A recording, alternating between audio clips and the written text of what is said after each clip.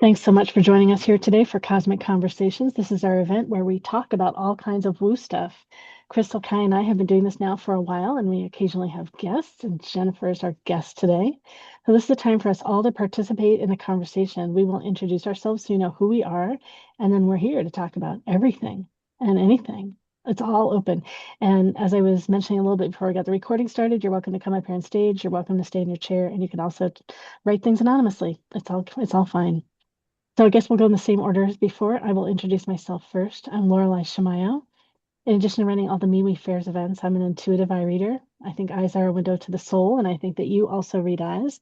You can tell when you can't see someone's eyes, so much is missing, and as soon as you see their eyes, there's so much there. So I use archetypes to describe what I see. My aim is to help you better understand your purpose and better understand how you can do everything in a way that's much easier for you in alignment with who you are. But I love to help you make choices about what you do and who you do it with. And one of my favorite ways to apply this is matchmaking. You can find out more about me at intuitiveeyereading.com, the archetypes that I use at thrivetypes.com, and obviously all the MeWe Fairs events at mewefairs.com. And then I think Kai was next. Yep.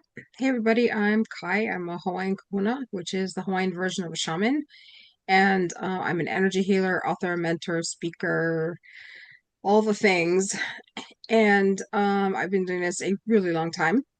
And I am really happy that everybody's here. And I always do these things with the premise that whoever is supposed to be here is whoever is supposed to be here. Mhm. So if you're here, there's a reason you're here. And I'm looking forward to figuring out why that is. And I'm always open to different topics and I want to talk about all kinds of stuff. So whatever you've got, bring it.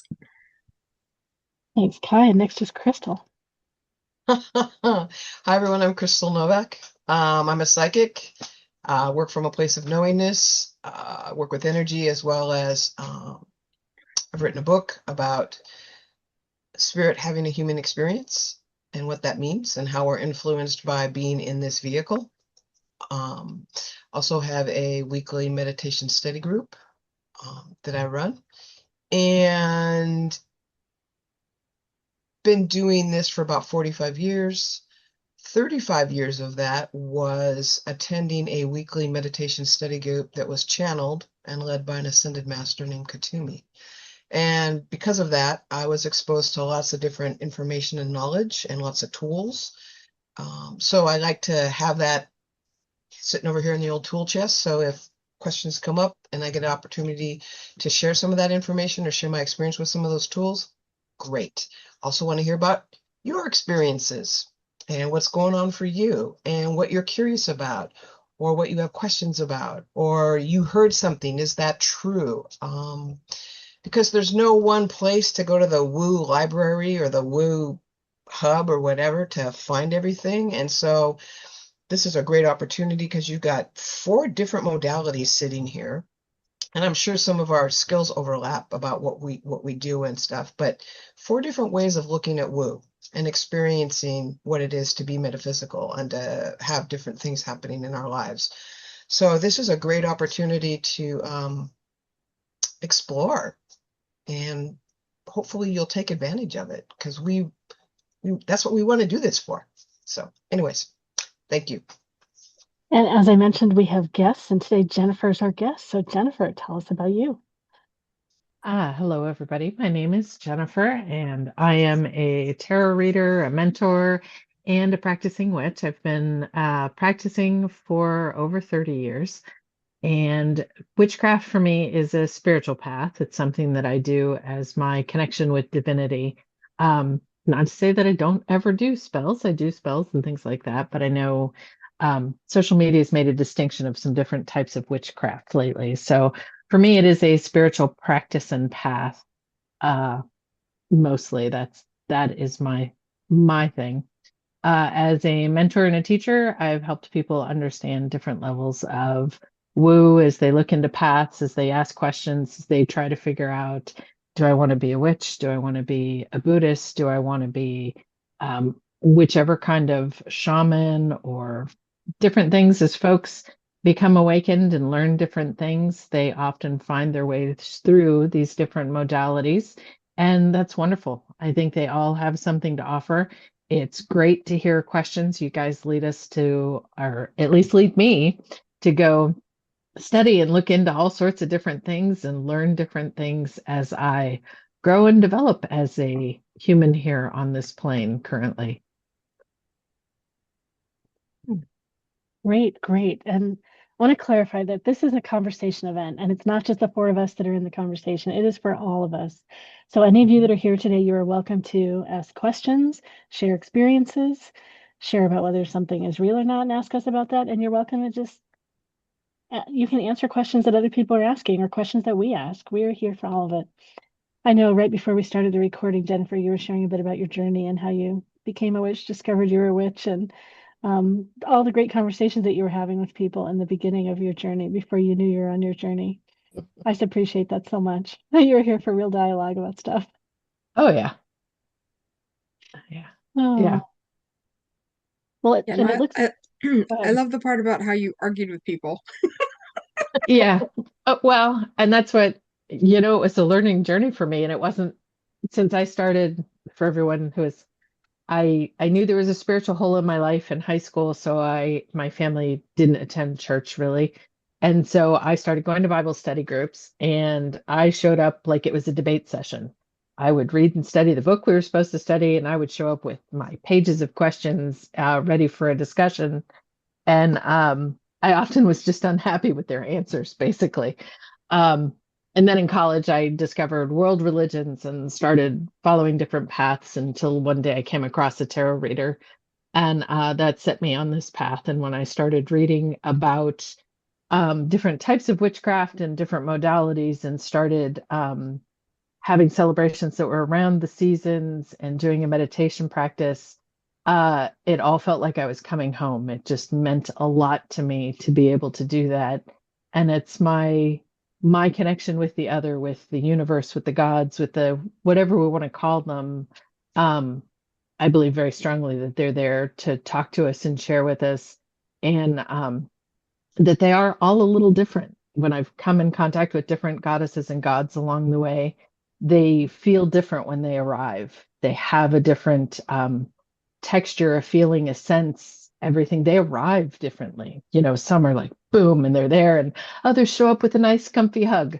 Um, and the same with my guides, that they show up a little differently. And as I build a relationship with them, I know who they are when they arrive. Once we've developed a relationship, just like which friend has walked into the room, even if you're facing the other way. Um, so yeah, it's an exciting growth and path and learning, and it's always fun to learn about all these other different modalities and different things that folks do, and how it impacts them and how we grow and develop as humans. I believe really strongly that that's a lot of what it's all about, is just learning every day to be a better human. So, I guess I have a kind of, I don't know, I'm ignorant. I'm ignorant of tons of things. This is part of why I run the events. And like, I learned from all of you that are doing all this. Like, I've clearly had my own hesitation, refusal, um, to realize different beings that might be here supporting me. Clearly, I connect to information. And can you share a little about how you all get a sense that someone's here, and the energy signature of them, or how you know who it is? I know I could ask them or have them tell me. They don't always have names or words that I would recognize, but how does it feel different when different beings are here connecting with you? I can go And God, anyone in ahead. the that audience can answer too. Yeah. Go ahead. it it, it varies. Um,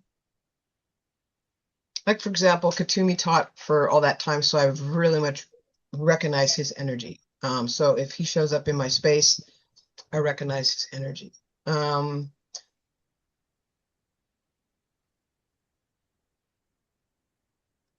it's it's a shift in focus. Like right now, I'm talking so you can hear my voice, but you might be aware of other stuff in your background and what's on the screen and what's happening over here. And it's like, where do you put your focus? What are you open to for this information to be coming to you? Um, it, It's it sometimes it depends on how you even got there. So if I'm already in a meditative state, So Yes. then I'm already kind of in a dark, quiet place and I'm listening to my interior, then I'm going to notice something arriving a little better. And it's very much a practice. It's often called discernment. So you learn to discern the difference between what is your own Hmm. inner voice and what is an outer voice. Empaths almost have to learn this as self-defense pretty quickly at some point in their life because you have to Hmm. learn the difference between your own sadness and a sadness that is coming from someone else in the room, right? And it's the same thing when you're meditating and learning that you learn to tell the difference between what are the feelings I brought with me and what is something that has come in to see me. Um, Long ago, when I first started meditating, I was always in a dark place. And I literally asked my guide at one point, I'm like, why can't I see you? Why does it have to be like this? And he was just like, well, you're not ready, you know? So there was a lot of that growing that needed to happen. Sometimes it is a voice and words. For me, sometimes it's almost a um, pictorial show kind of thing. And it's very much like when you watch the movies and someone gets a message from the Oracle and it is this weird thing that doesn't make a whole lot of sense. I have to kind of pull it apart and make it make sense. Um, and that again is all a growth experience. I tell folks when they're learning to read tarot with me that part of what you want to learn is you build a conversation with, again, your gods, your guides, whatever, that you're building a new language. So Hmm. maybe I learn when I smell coffee that because my mother drank coffee every day, it's about the loving care of a mother, right? And someone else who hates chocolate, when they smell chocolate, chocolate has to do with a bitterness and a dislike. So you build this conversation between you and the universe as they start to interact. And so that's a little bit of what happens. Um, and the energy is just like the energy you have with friends, right? We all have a friend who's kind of Eeyore, right? We love them dearly, but they're just kind of like this and they show up and they're the sweetest friend, but even when they're happy, it's all kind of quiet and low. And then you have another friend who bounces in like Tigger and they're 100 miles an hour and you have to take 4 deep breaths because you're like, oh my Lord, you're a lot. I love you, but you're a lot, right? And so they show up again, the guides, the deities, the entities, the same sort of thing. You sort of feel it in the other.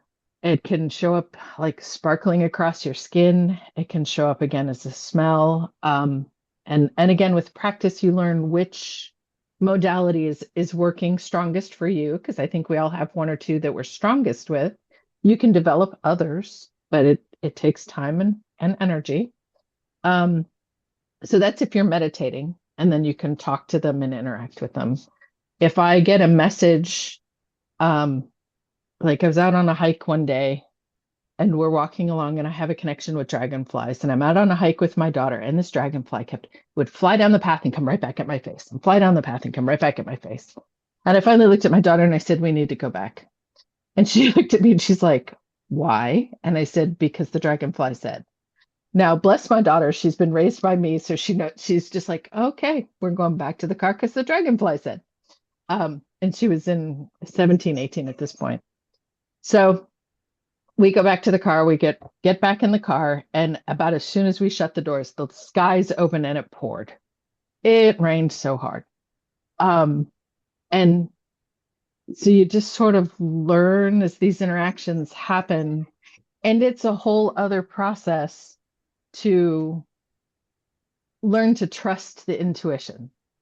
If Hmm. the dragonfly incident had happened 10 years earlier than it did, I would have ignored it. I wouldn't have trusted my intuition and I would have ignored it, and we would have ended up soaked. And I would have had to tell myself the story about why I needed to listen to the dragonfly. Um, so they show up feeling different. If you get auditory, they will sound different. Um, I don't often have smells. I tend to be an empath, so it's a heart sense that I get, and sometimes a sense kind of across my skin.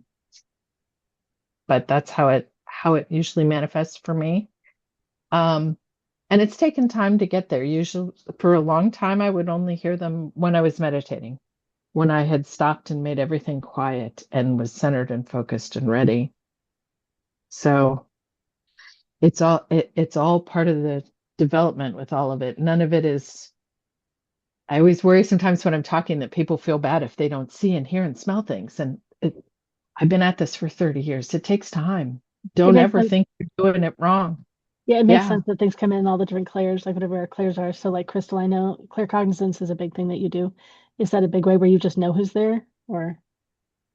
Um, yeah, it's a lot of it is just stuff just drops in. I mean, information, impressions, and I totally agree with what Jennifer was just saying is you end up developing your own language with your spirit team.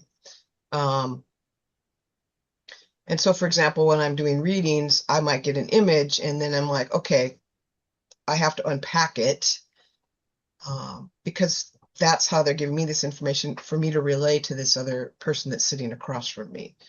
Um,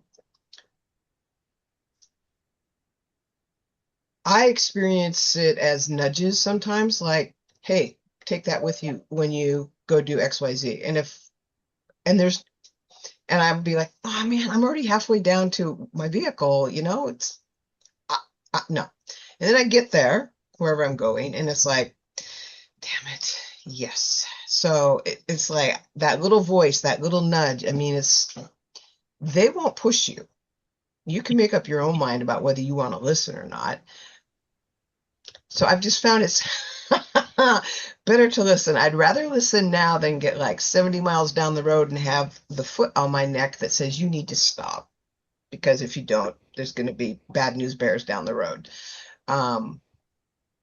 My life is much more balanced when I listen and honor that connection. I call it going with guidance. And if you're doing this long enough, you almost walk around away in a meditative state in a place of discernment. You don't have to end up doing something necessarily special for something to come through. It becomes a way of life, at least for me. It becomes a way of life. My guides are telling me X. Okay. You need to go to this particular store today. I'm like, seriously? You want me to go to grocery outlet? Okay. If it's going to serve some purpose, then I guess I'm going to grocery outlet. I don't know. Nothing happened there, but for some reason they needed me to be there. So, okay. So you don't always understand sometimes what actually your part is in it. It's just that I accept that my part is needed for some particular purpose. Maybe it's the energy I'm carrying. Maybe it's going to help clear something when I get to a place. I'm supposed to meet somebody. So the more you hone that awareness and start following those nudges, I mean, it might show up as a dragonfly telling you something. It might show up as there's just all kinds of random confirmations and synchronicities that happen that if you start paying attention to that, you'll realize it's like there's always this flow of stuff happening and I'm on my path doing my thing, and periodically my path weaves into that tapestry of stuff that's happening, and it's like, okay, here you go, and then it weaves back out. That was a real long roundabout way to describe all that. Clearly what I'm hearing is that awareness of connecting with guides or whoever's sharing, like it's coming in the same way as everything is coming in. It's like whatever comes in, it's the same thing. And I'm not used to discerning at all that it comes from a particular place or source. I know it just comes from, and the distinctions of where. Like clearly things Yeah. come to me in different ways, but I'm just not aware of the other differences. Yeah, I think what's the big thing is people get hung up on that, like where is it coming from? And I always am like, who cares where it came from? Like, is it good for you? Like, does it feel good? Does it feel like something you want to do? Does it feel like something that's gonna move you forward in some way? Is that, that, and that's that discernment thing, right? Is this good? Like, okay, I feel drawn to this thing. Does that feel like a good thing for me to do or something that I don't want to do? Because sometimes, I mean, I can't speak for everybody, but like, sometimes my guides will mess with me. They'll like, it's like, here's a choice for you. What do you think of that? And then, I have to kind of like yeah, I don't want that. And they're like, yeah, good choice. So it's that, you know, so in other words, like my guides, because I've heard them from the time I was a kid, is you always have to pay attention to what comes into your life. And you make the discernment as far as like, this is good, that's not good. Do I want that? Do I not want that? It's a constant process.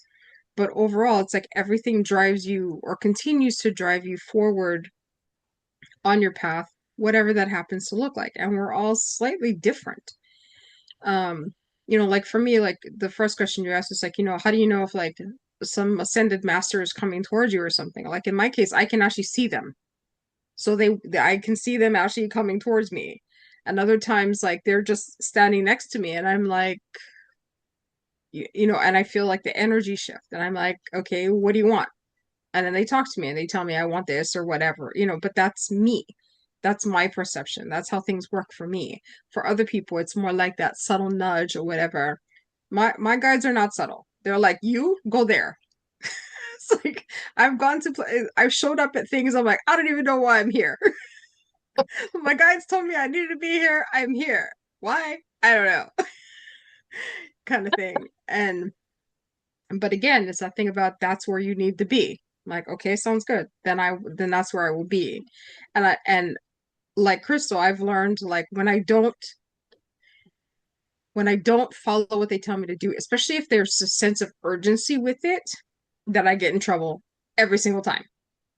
So when they tell me something and it's like got this urgency kind of energy to it, then I just do it. I don't question it anymore. And um and this goes back to a lesson that I learned from a shaman that I was taking classes from some years ago. And he said, it's like when the universe wants you to do something, you're either going to do it the hard way or the easy way. You get to choose which way, but you're going to do it anyway. So I'm like, easy, please. So that's what Yeah. that's my Yeah. thing. It's just like, I'm always like, I want the easy, if I'm going to do it anyway, I want the easiest way to do it. And then that way that makes things smoother. But yeah, I don't get hung up on, I mean, I can tell like, okay, that's from my guide, that's from the angels, that's my ancestor, because I can discern all those energies. But if you're not at the point where you can discern all the stuff, just focus on the message because it's more about the message than who said it at this point until you can differentiate. And then it's like, oh, okay. As long as it's good information, like as long as it's for my highest good kind of thing, that would Yeah. be the big thing Yeah. to discern. And Yeah. yeah, I saw And Crystal. you can tell like if it's if you get the sense like, oh, I could, I should go talk to this person who's like a hot mess, like that would be like a no, right? Be like, no, I don't want to talk to that person. Or hey, here's this person who I feel like could be a friend for me. Okay, let's go talk to that person, right? It's like you're kind of drawn in different directions. But again, like you sometimes have those mini tests, I like to call them, which is like, are you sure you want to do this? Are you sure? Are you sure?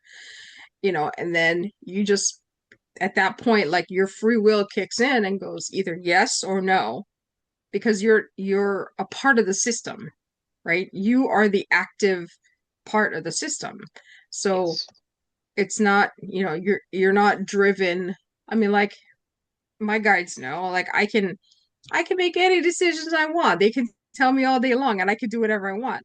And if I go against what they asked me to do, the consequences are also mine to face. Right. So that's the thing. It's like our free will, like it, I mean, how many of us is like, oh yeah, I know this is a bad idea. I'm gonna do it anyway.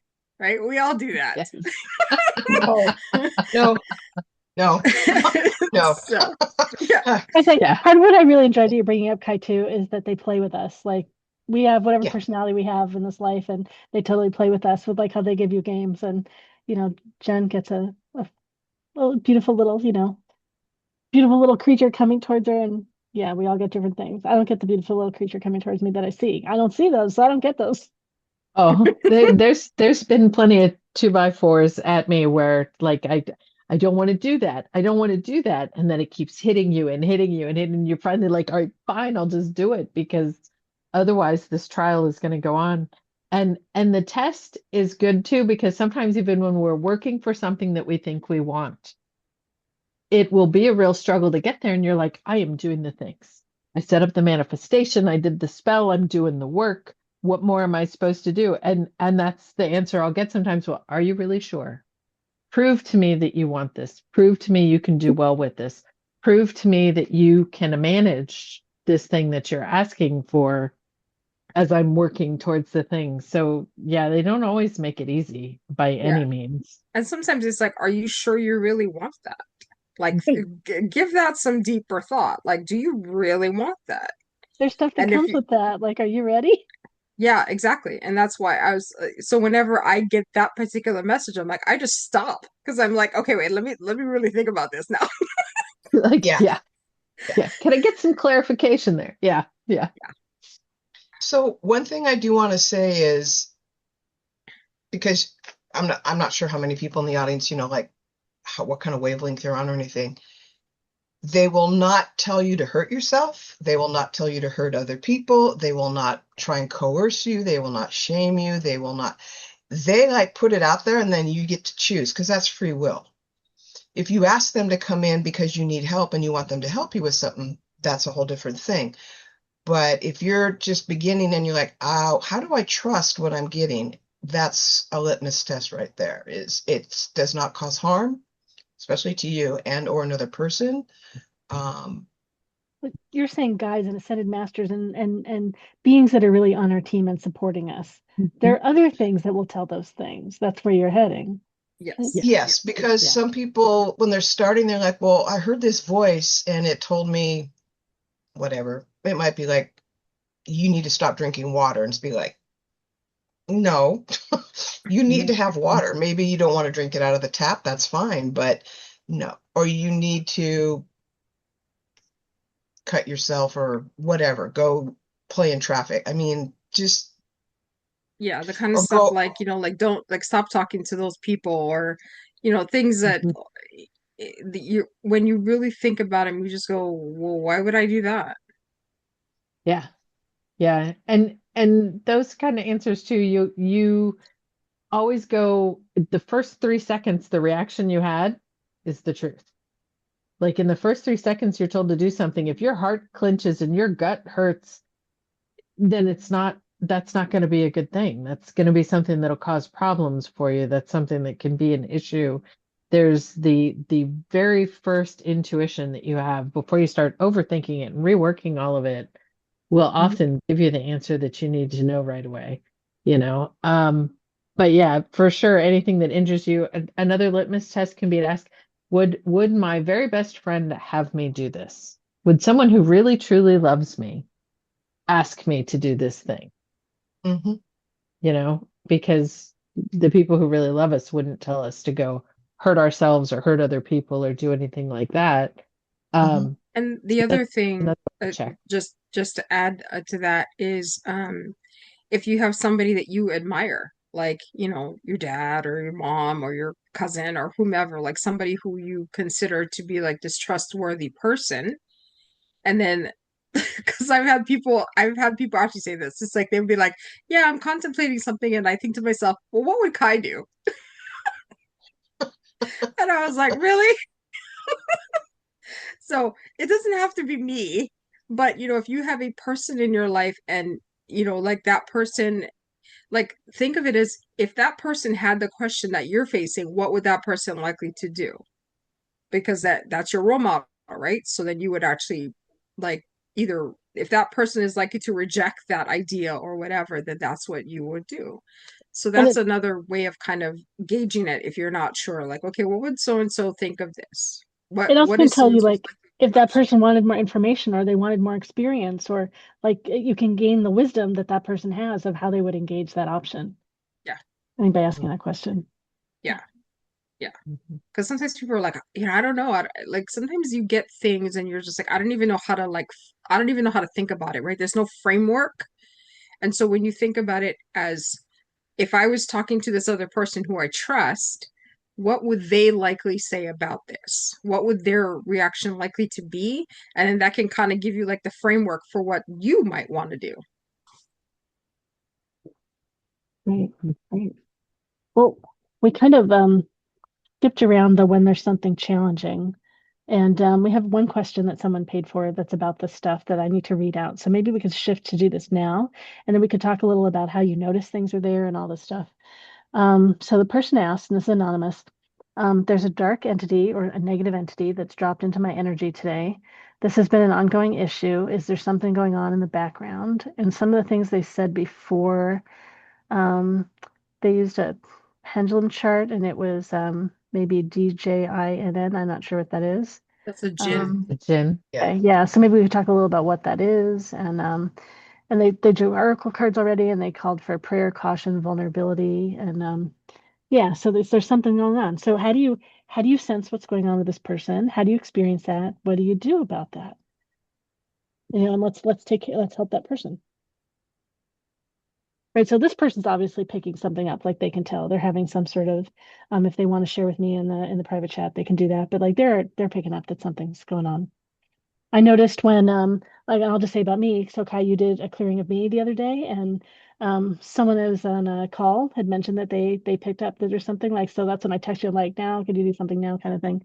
And I this is where like am I really experiencing this or am I imagining it? Either way. And it felt like when I was watching my background on Zoom, like everything was just a little bit more gray than it was right after you did the clearing, and everything just seemed like it was brighter.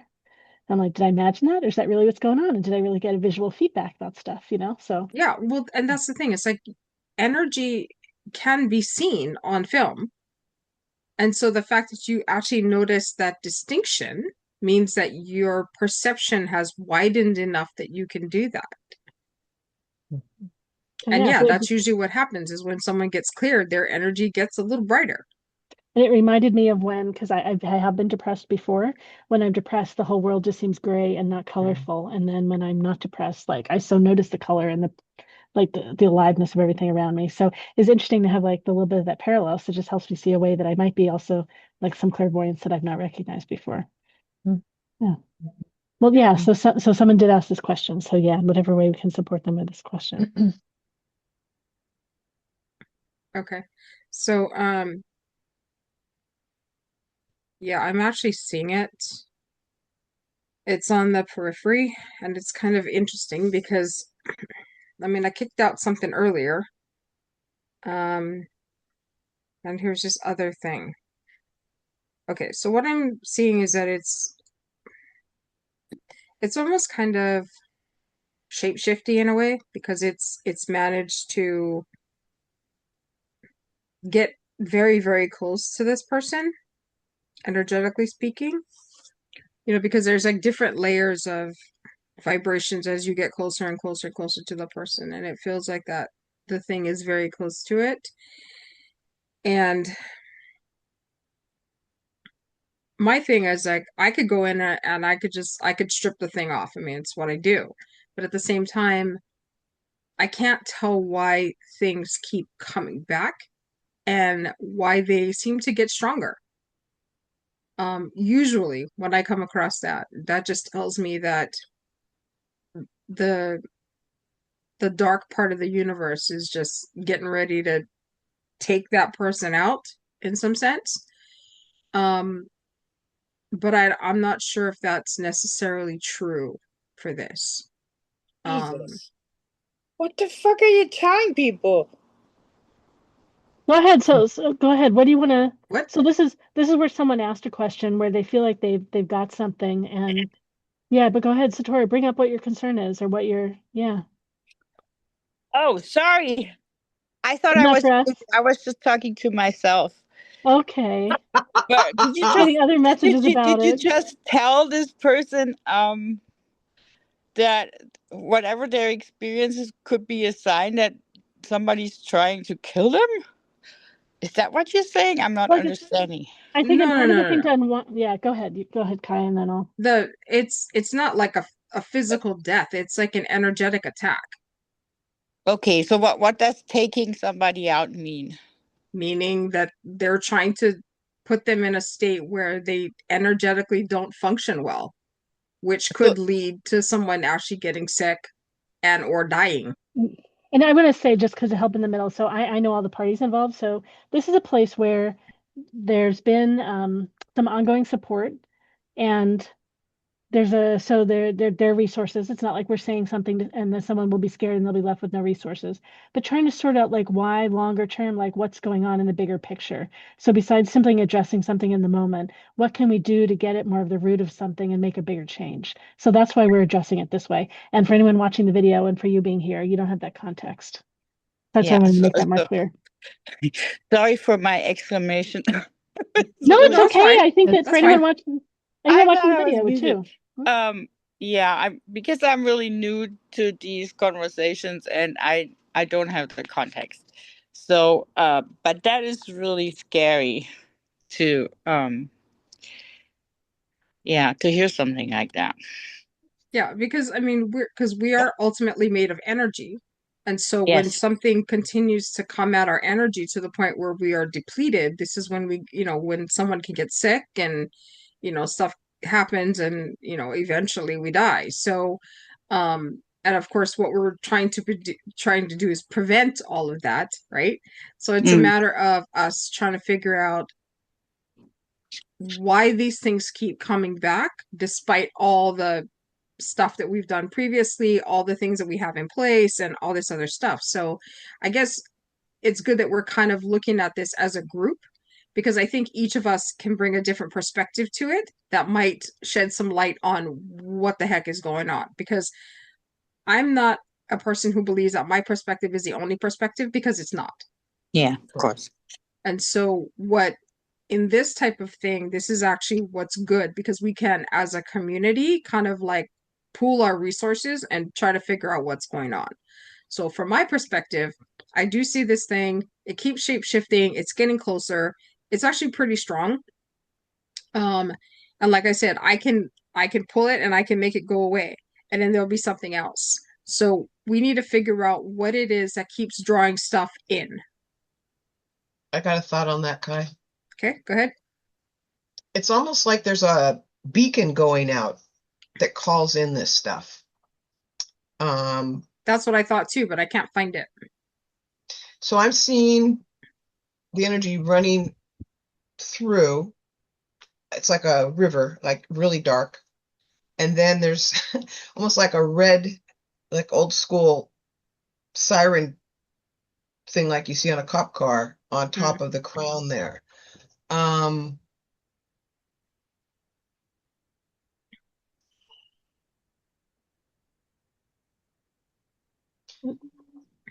Somewhat embedded between the crown center and then the actual physical body. Okay.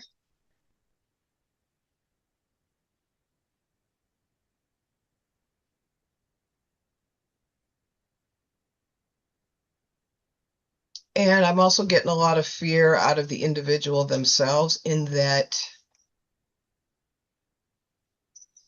they're excited to learn about that they have power, but at the same time, it scares the living daylights out of them.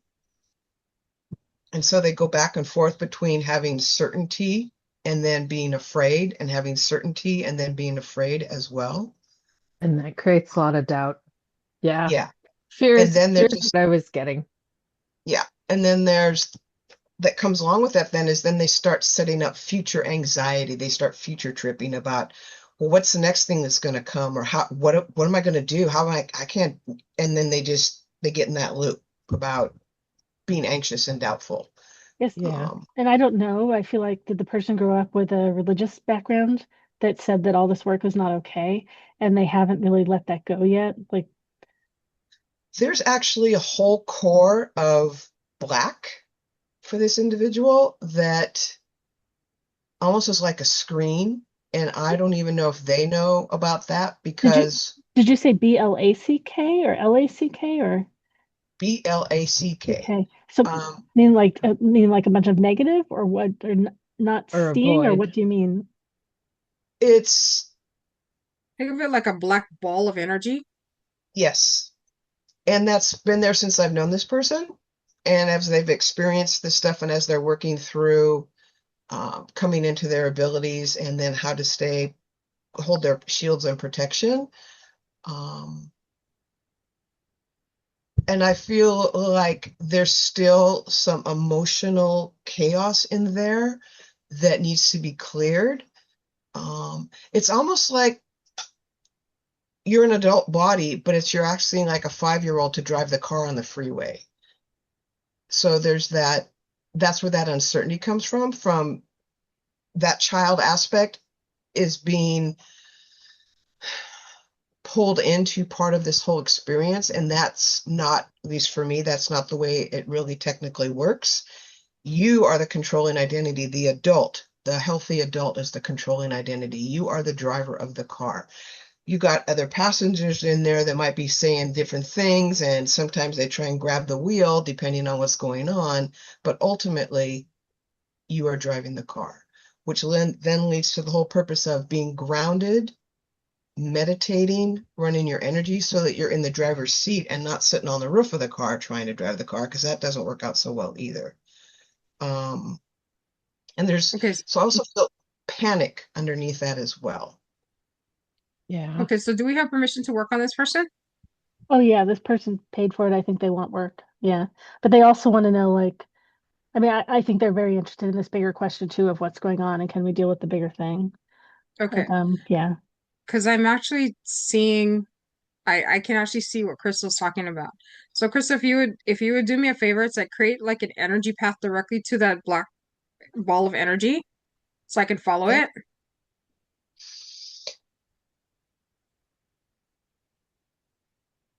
Okay, got it. I'm gonna go ahead and pull it. Okay.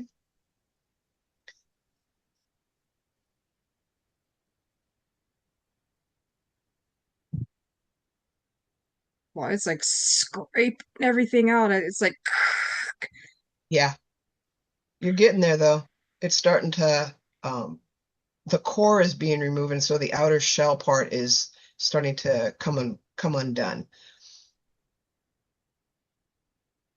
It reminds me of a bait ball when like predators are swimming and they push all the little fish into a ball, and all the fish keep moving because one of them knows they're not going to be snacked on if they just keep moving. So it creates chaos. That's okay, it's almost out. I'm pulling it out through the crown because that's the most direct route.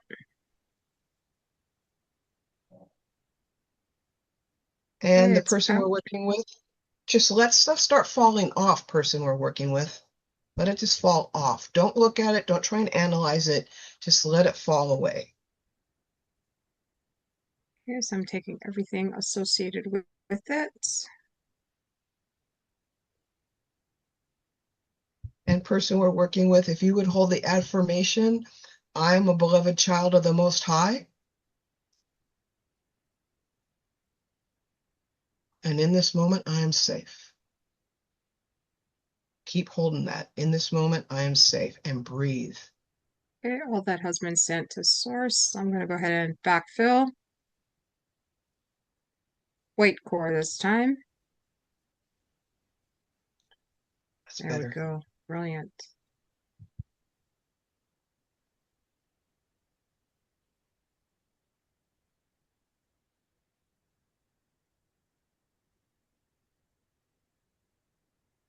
It's interesting because I'm backfilling with energy and it's almost like it's static.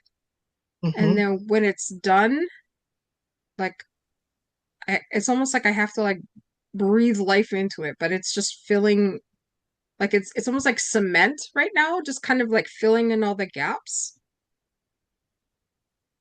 Okay. Gaps are filled. And then breathe life into it. So person we're working with, own all this space. Put your own divine essence into it. And expand.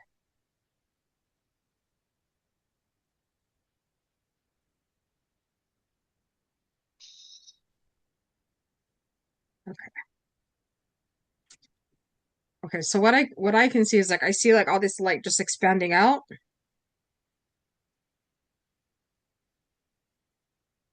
Okay, did I miss anything? One second.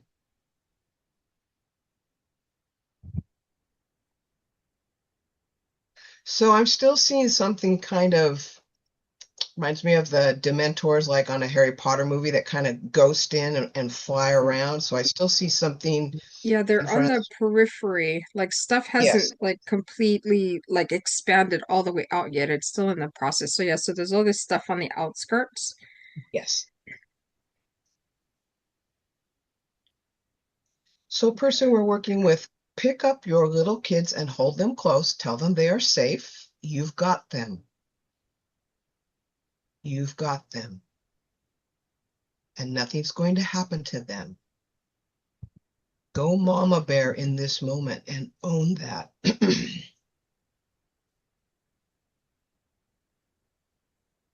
You have some definite emotional stuff that needs to be released, and there's a lot of anger there. There's a lot of pain and grief there, and betrayal.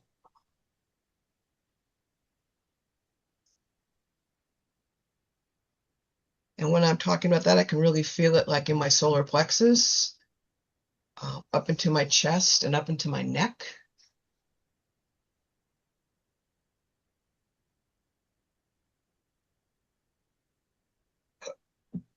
That's better.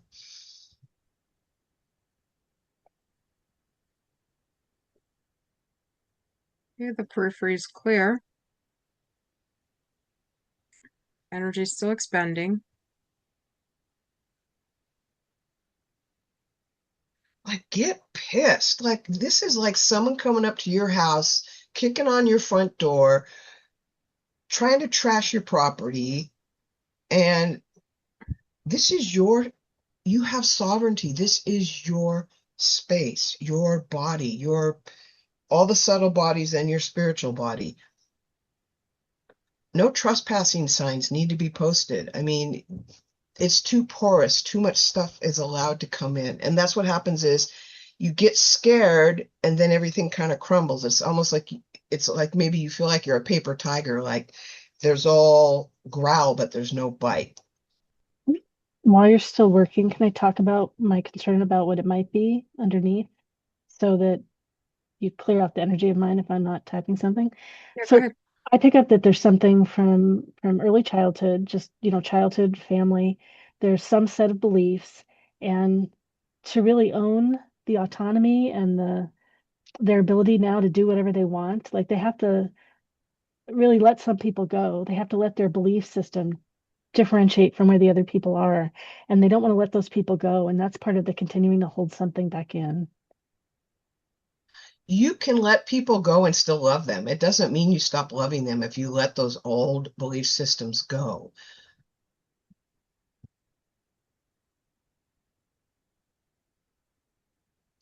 So if you're in the process of becoming, then things get reorganized and we look at what our underpinnings are and what drives us to do what we do. And when we begin to look more closely at that, we begin to take it apart. We have to remember that there's emotional uh, charges left over. And sometimes we don't want to go back in and like release it because it feels too overwhelming. It feels too painful, feels like it's never going to stop.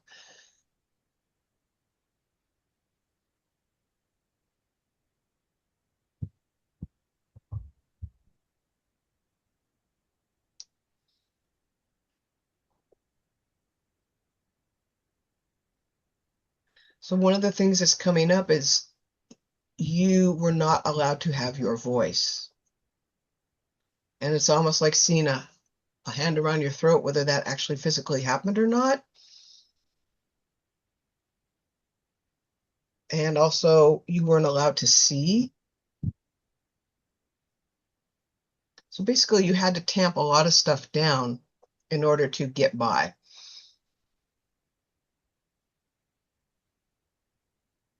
So those fear responses are coming from your little ones inside that experienced all that.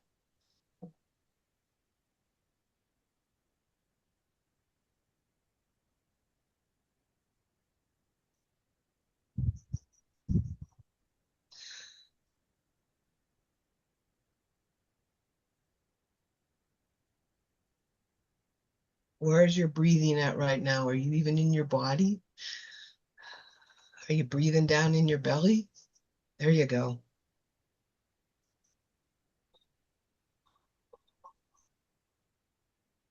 Jennifer, did you pick up anything? Um, a bit when she was talking about dementors, I felt like tentacles, Yeah. that there were kind of tentacles out and about that weren't filled with light yet. Um, and that it's about sovereignty. This person needs to own their own space, own their own ability, have faith in that ability, because these things are coming in when they get a little bit of doubt, and then the question and the doubt kind of eats its way in. And I'm very much that it's all very fear-based. Lots of Yeah. fear, lots of anxiety, lots of like my chest is just being strangled. Um, and that's part of overcoming it and stopping it from coming back in is being able to own their own space. Not that they have to believe in anything else, not that they have to, um, although I recommend learning to shield and cleanse, um, but that they need to be able to say that this is mine and this is what I believe. Like, pick 5 things. This is mine and this is what I believe. And I would say to start every day with, I am worthy. I am of value. My voice is important.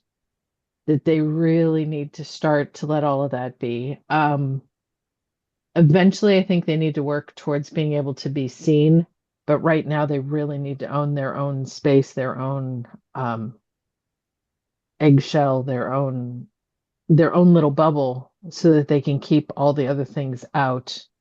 Um, so to pick things that are, 4 or 5 simple beliefs that are very easy to have 100% faith in, and then while they learn to exercise that and grow and develop that, then they can build on it. But being able to, you need to be able to get up in the morning and say, I am worthy, I am of value, I'm important, my voice is mine, without crying. Like, I feel like even thinking those words is bringing you to tears. And you need to be able to look yourself in the mirror and say those things and believe them in your heart and soul, so that you are owning your own space and inhabiting your own space. And that's really the first step from building the kernel of all of it. You're also working on a belief that you're going to hell because you're doing this work. Your little kid really, some little one in there really got that programming, and they're the ones that are really freaking out. They're the ones that would want you to have a nightlight on in the room.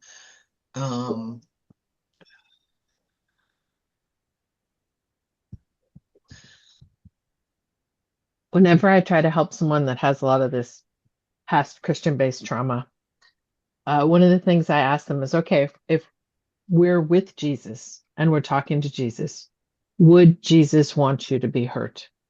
No. Would Jesus want you to be terrified? Would Jesus be upset that you say, I am worthy and I am beautiful and I'm loved? I mean, that is the core of what Jesus is about.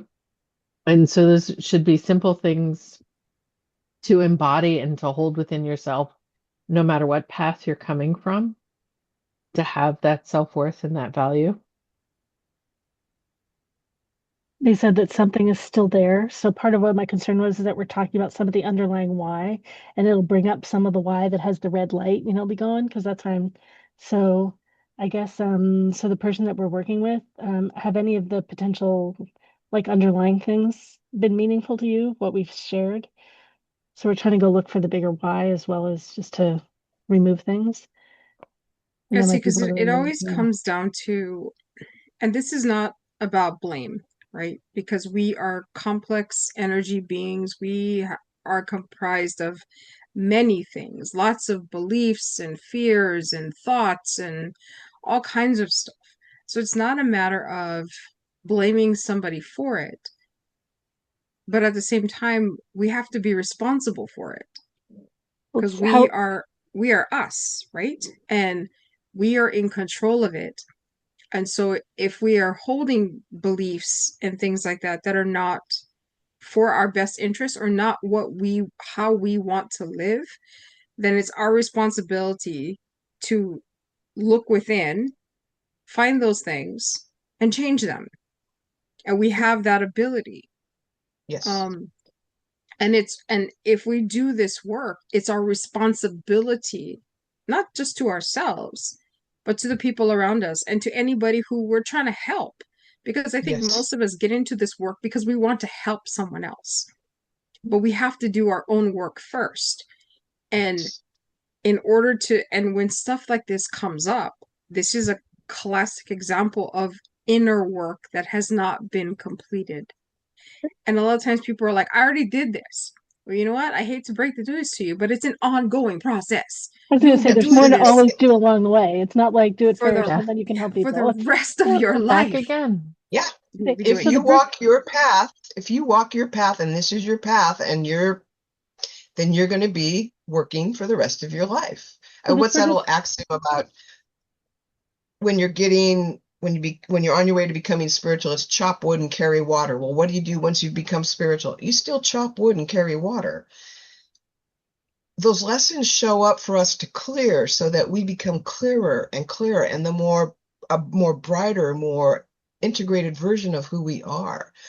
And every time you clear something, you're changing the vibrational rate. You're changing your rate as well. Um, and then those lessons don't have to show up so hard anymore because you've been working on them.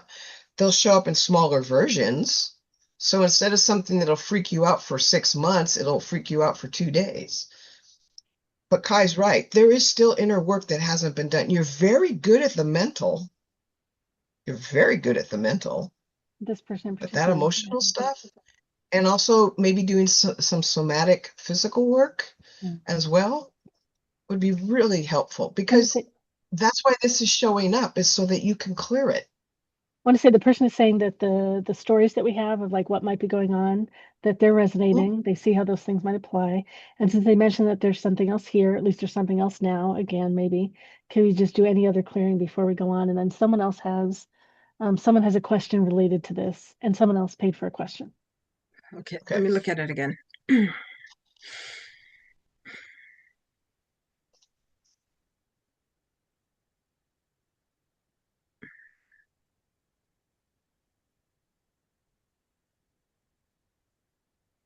Yeah, there's something there. Okay, let me go ahead and strip that one. So I'm seeing left side of the head, into the ear, coming down the jawline and into the neck. Yeah, that's actually like a tentacle that just went. So I'm taking the main and then I will backfill all that. And person, hold, don't push your gift. Don't push your gift. I think sometimes you're pushing too hard and you're not letting yourself have a chance to acclimate to that. When we are beginning to open to our gifts and stuff, we need to let our nervous system, our physical body, acclimate to that new energetic change. So we have a chance for the body to catch up, a chance for the emotional body and the mental body to catch up.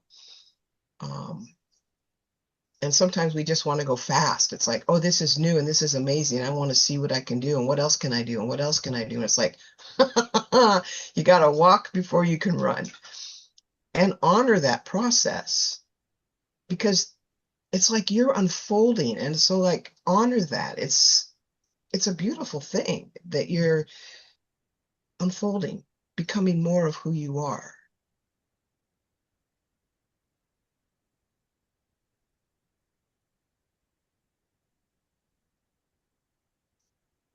Yeah, so the thing came through and it's like the whole system of energy Mhm. is like has all these like cracks in it. So it's like so I filled everything back in. It was interesting. Like it just came in it's like you threw a rock at a glass window and everything just kind of split. Spider web. Yeah. Yeah, that's weird. Okay, so filling everything back in. That's starting to look better. Oh, no, you don't.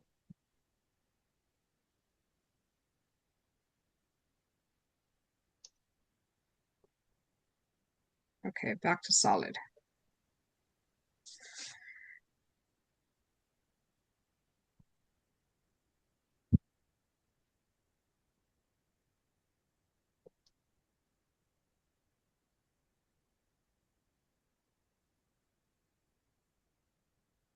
Yeah, it's like, and I hear the inner kids, they're like crying.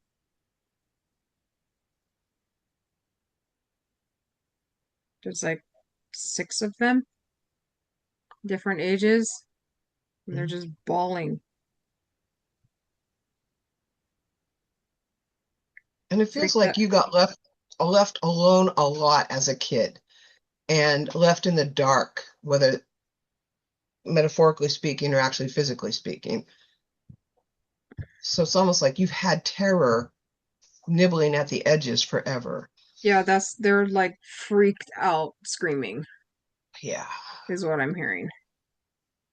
So imagine this amazing divine blanket, like brilliantly golden, full of God particles, soft and fluffy, and like start to unfold them into that.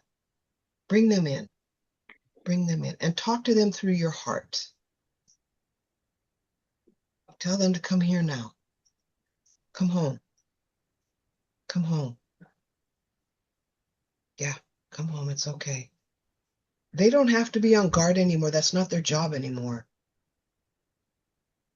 They need to be with you. You need to be the mom, dad, the parent. And a parent's job is always to keep their children safe. There you You can go. do that. Yeah. Don't doubt that. You have to believe you can do that. And don't beat yourself up. We all hit our spots and we hit them where we hit them and we learn what we learn. And when we know how to do better, then that's when we start doing better. So there's no shame here. There's no blame or guilt.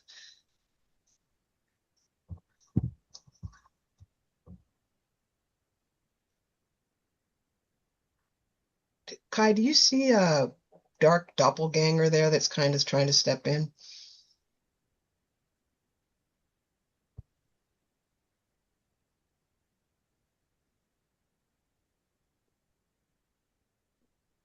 Yeah, it's like it's coming in from the right side. Mm-hmm.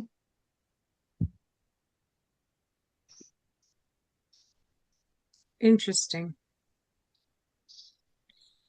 She says that she is a version or a part of her that at one point got kicked out. That's who that doppelganger is claiming to be.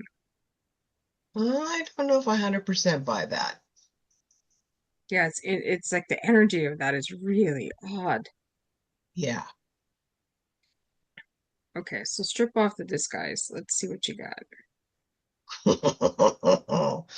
Keep wrapping them in the blanket, holding them close. Yeah, that's demonic for sure. All right, strip it. Okay, that one's gone. Okay, so that we still haven't answered the core question. It's just like why? I mean, this one just kind of like skated on everything. So it's like, so there's something in the operating system, I guess you could say, that's continuing to allow this stuff to come in. Yeah, because if I search further out, there's other things that are heading this way, kind of thing. Is it that Yeah. believes one is deserving of this thing, this event? Maybe, but like what I'm looking for is the energy of it so that I can, because what I can do is like if I can find the energy frequency that it's on, I can actually block it from going back out. But I can't, it's like this weird thing that I can't seem to pinpoint. And I don't know if it's So just so thin that I can't see it or Are there so many? well, because sometimes this, I mean, energy can be like a thread, like a filament, like super, super skinny. And I'm like looking at this So I don't know if I just need to go like in the microscopic view to see this thing. That's why I'm just like, I can't find it. What if you made a magnet that was in attunement to whatever that is and you could just make it draw? That's a thought. Okay, so let's do that. Bingo. Yeah, it's like a hair.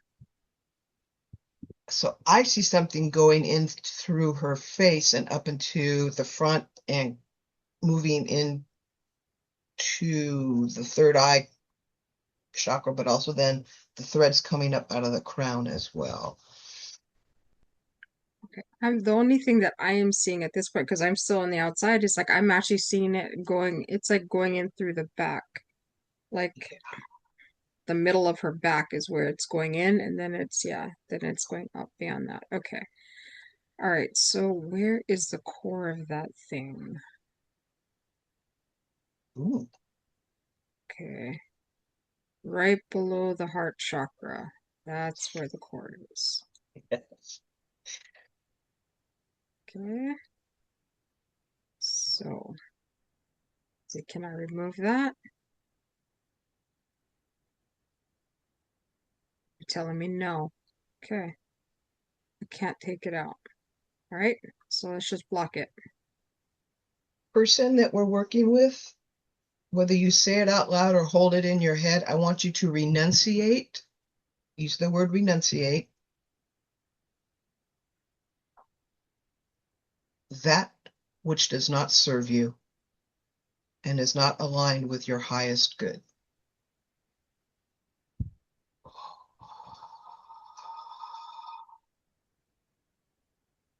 And hold that. Okay, now I can actually take it out now. Yeah. Okay, so extract.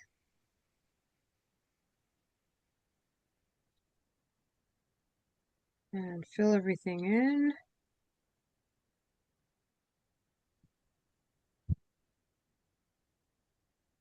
You need to let spirit see you as who you are. There's fear that you'll be not seen as good enough or as enough, and that's a lie. You don't have to be perfect.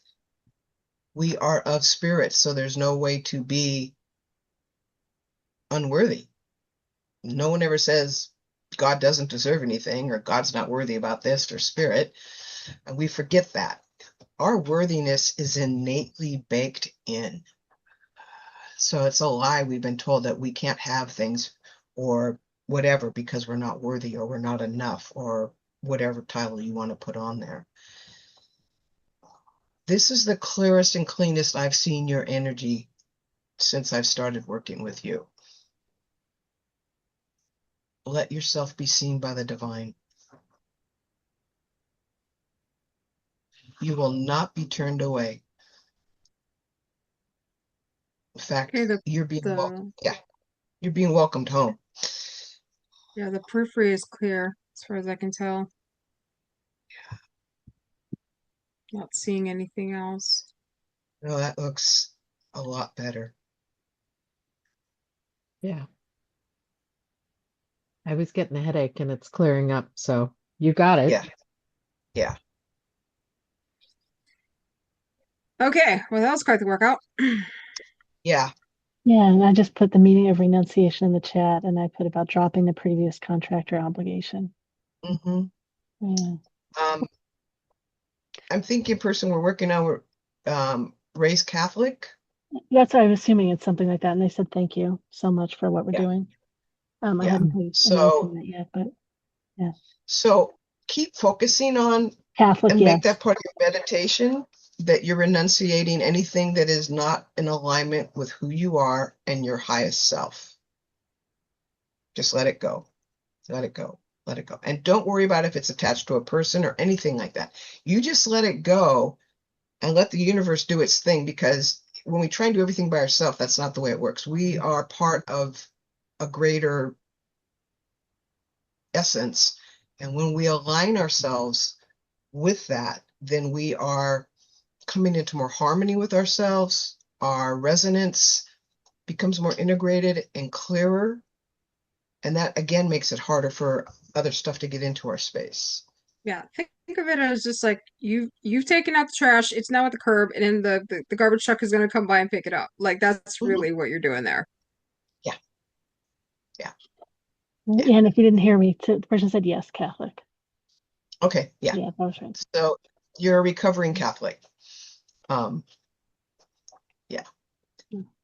Well, someone asked a question that's related to this. I think it's a good time to switch, game. Mhm. It says, I'm good. are the different kinds of energies that you were all removing, these kinds of beings, are they ever able to be enlightened or made good, or do they belong to this negative frequency permanently? This includes parasitic energies that bond to humans. So can those energies be changed? It's If they interesting. want to, yes. Yeah, it's interesting because Kai works with energy, and her specialty, if I may speak for you, Kai, is getting rid of negative energy from people, places, and things. So, so that means Kai can see demons and other negative entities, and can get rid of them. So, what, about 2 years ago, we had the shock of our lives when you realized that you had two demons that were on your team, and Yeah, it started that this whole conversation about what. I hadn't heard this yet. And so the vibe that came up was they wanted to change their stripes. And so they were kind of apprenticing by hanging out in Kai's space. And it's possible, Kai, that you've got more to add to that because we haven't talked about that in quite some time. So I don't want to tell your story. Yeah, well, I mean, and that actually led to other things too. So we would have, I mean, you and I worked on this one project where we were told again, my guides are like, go here and do this. Mhm. And so I had a thing where I went to this place and it was like a forest in the middle of nowhere. I don't even know where I was. Astral traveled there. So my consciousness there. And while I was there was literally like a slew of entities and demons there. And, you know, I'm asking my guides, okay, what am I doing here? And they said, open a door back to source and just stand back. And that's what I did. And literally, like all these entities and demons and things that I would normally just kick back to source, just to get them out of what we're doing here. They just went by themselves. Mhm. So, which was something I never thought I would do. Yeah. And then, like I said, Crystal had mentioned, because my team members will sometimes go talk to her, and as well as my ancestors, and which I don't care about. I'm totally fine with that. But she's like, "Oh yeah, you have a couple demons on your team." I said, "What?" And so I turned around and I looked at them on my team, and I was like, "You guys do know what I do, right?" And they're like, "Yeah." And I was like, "Okay, so why are you here?" And they said, "Well, it's because we want to have a different type of relationship with people and that kind of thing. And so we want to, like Crystal said, change our stripes kind of thing. We want to go back to source. We want to have a different kind of existence." And I was like, "Okay, well, why are you here on my team?" And they said, "Well, because with some of the stuff that you're doing, we can actually advise you." So in other words, information on the other side kind of stuff. And I thought, Mhm. okay, that's interesting. I was like, "So are you guys going to actually be helping me banish your kind? Because that's kind of weird." And they're like, "Oh, no, no, no, we're not doing any of that. But, but we will supply information." I'm like, "Okay." And so, and my other team members are like, "Yeah, we're fine with them being here." And I said, "Okay, well, as long as you don't cause any trouble, you can stay." And I haven't had any issues. But if you had asked me, 5 years ago if that was possible, I would have said, heck no. Because it's just like a tiger doesn't change its stripes, right? Apparently it does. The person asked the question about, said, so dark energies have the personal freedom to choose. I really don't necessarily think that's 100% true. It's not like the free will that we have. But maybe through the process of time or however they've been doing whatever they're doing, they might come to a place where they change or ask to change. Yeah, or they're just willing to break whatever agreements they made and face consequences of those actions. Not really sure. I've never actually spoken to one of them and said, "Hey, how'd you get here?" That's just not Yeah. my thing. I don't spend my time talking to demons. It's just So, not what I do. so common question is, so these energies have the personal freedom to choose, and then so with enough time and experience, they can evolve. Possibly, yeah. I mean, that's the way it seems to be. I mean, like I said, if you had asked me 5 years ago, it's just like, demons stay demons, period. And now that, time has passed and things have altered somewhat, I don't find that that's true. That doesn't mean to say that, every entity that I come across is gonna want to change their stripes, so to speak, because that's not been my experience. Most of the time, if they're coming in to do some damage, that's their plan. But occasionally I have run into ones that have said, "Hey, can we help out in some way so that I can do something different?" I was And, I was trying to make analogies with people on this plane too. Like they may be in a pattern that seems so intractable, they actually do have the potential to go a different direction. yeah. I mean, To Well, I wouldn't think so. I would have not thought so as in terms of entities, because I guess that's the limitation of human thinking, right? Because it's just like all angels are good, all demons are bad, like period, right? But it's like, but the reality of that, maybe it's not so cut and dried as we Maybe think. we have well, spectrum. past lives where we did messy things. Yeah, I mean, yeah. Oh yeah. And Yeah. maybe yeah, some of that has to do with the return to source, that they can return to source and source can transmute them if hmm that's what they really want and change their next path and direction and whatever. yeah. Yeah. Um, yeah.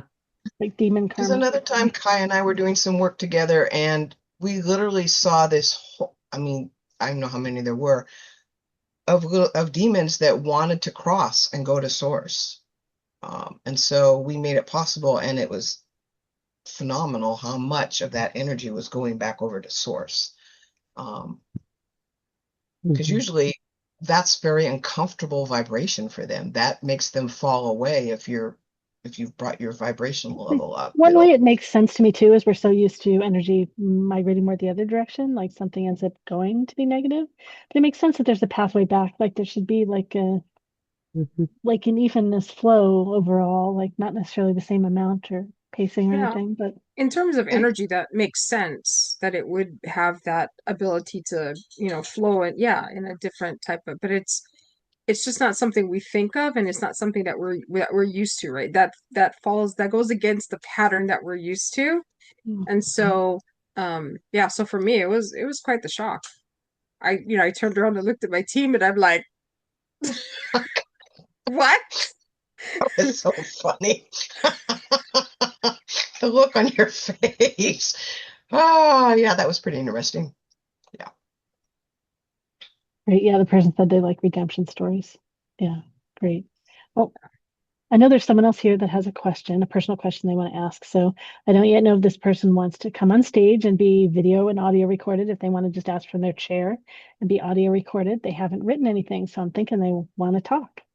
Do you want to come up here too? It doesn't matter. I don't know the difference. So let me say, so we're recording and this is going to go up on our YouTube channel. So if you ask the way you are right now, your voice is getting recorded. If you want to come up on Spotlight with us, then your visual is going to get recorded too, your video. So it's up to you how public you want to be. Okay, well, let's just do the voice. Okay, great. Thanks.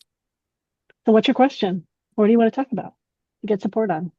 Okay, thank you for giving me your energy and attention. Um, it's kind of all over the place, like puzzle pieces I'm trying to put together just to explain in a very efficient way, but I took some notes. Okay, I've been doing kind of inner work, shadow work, therapy, inner healing, and research and my own experiences with my journey for like 10 years now. And I'm 29. I'm in my Saturn return. Um, and I feel like I'm almost at this like transition into this doorway, into this next transition, into this next chapter. Um, but there's just like something holding me back. And I'm gonna get to in a second. So, um, I kind of do like syncretism. I think I'm pronouncing that right. Um, Synchronization, like with Syncretism, like yeah, synchronization of like different beliefs when it comes to spiritual beliefs. it might So not be you're eclectic. synchronization. I'm not sure what word you mean. Maybe Okay, say a yeah, little so it's more. probably that. I'm just not. You're eclectic. That's good. Okay. Yeah, yeah, exactly, exactly. But also I have very, I'm indigenous Turkic, so I kind of do t put in tie into my shaman roots. They're called Kams, Kam, in the Turkic Tengri tradition, which is the ancient like animism culture, I guess I'm trying to tap into.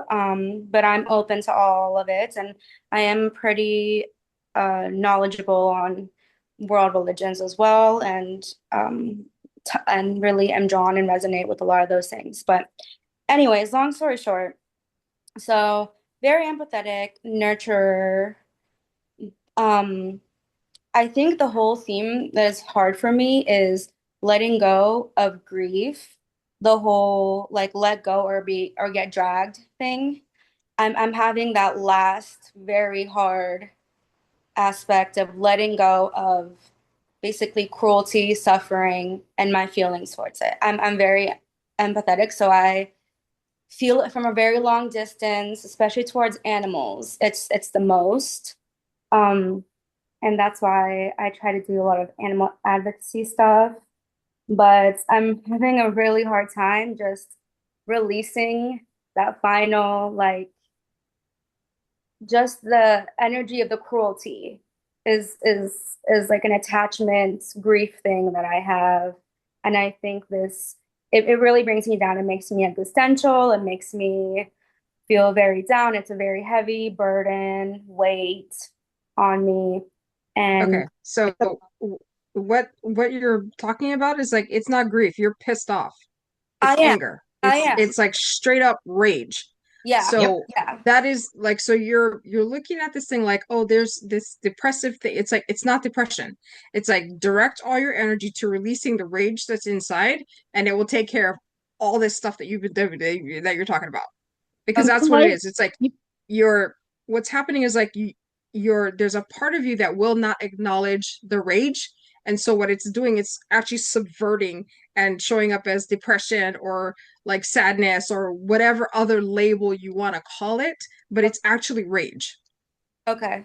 So until you tap that, and you can actually, because you are following your traditionals, your traditions, it's like traditional shamans will work with the earth, and the earth will take that rage. So if Okay. you can channel that into the earth, being a shaman, I get that. Figure out a way to make that connection. The earth will take that, exchange that energy with you, and give you something much more healthy to work with. Hmm. Then you will find that it's much easier to get through all that stuff. But the first thing is acknowledge that it is rage. It is Okay. straight up rage. It is not anything else. And because I think at one point, because part of the traditions, even and different religions, it's like that's one of the things that they're like, you cannot, you can't accept that. You can't acknowledge that. A lot Mm. of people don't like when, especially women, get mad. We're not allowed to get mad. U.S. We're allowed culture to just, certainly tells us yeah, we can't. Some we, cultures are okay. we just cry, right? That's what a lot, and I was like, that's BS. We're taught to Like, cry. We don't naturally cry. right. So that's the thing. It's like, it's part of the social programming that needs to be broken so that you can actually get to the heart of what this is so that you can let go of it. Because if not, it's going to eat you alive because you are really pissed off. Yes. Yeah. Thank you. And part of you is going like, well, if I let go of that, then who am I going to be? That's been like a big energy source to tap into. And so if you let go of that, there's worry about, well, how will I stay protected if I don't have all that rage? Who will I be? How will I still be effective doing my work if I don't have that? And so I there's that thing about if you let it all go that you'll just be all hollowed out and you won't be able to practice the way you want to practice. But like you said, you're at a crossroads and the door is open. It's kind of like you're in the doorway, but you got a hand on each of the jambs and your nails are embedded in the jam. It's like, I'm not sure if I'm willing to do this, because the other thing is the fear of loss of control. Okay. Because when you turn it over to spirit and you start walking your path, you have to give up control. Mm-hmm. Because control it's the mind usually. And Yeah. we are not our mind. Our mind is a tool. And that's one of the things of being here in a human body as spirit is we have to end up understanding about how these different feedback mechanisms work in this little encounter suit. And the mind is one of them. And the mind is wired for survival. So there's survival's caught up here in rage. Like if I don't have rage, I won't be safe. Yeah. How will I be safe without that? It's two sides of the coin, the rage and the terror. And you're letting it manifest as sadness. And part of letting it go is going to be experiencing it. And every time you reach that precipice, the overwhelming power of it terrifies you, and you're afraid to step off that ledge and feel it.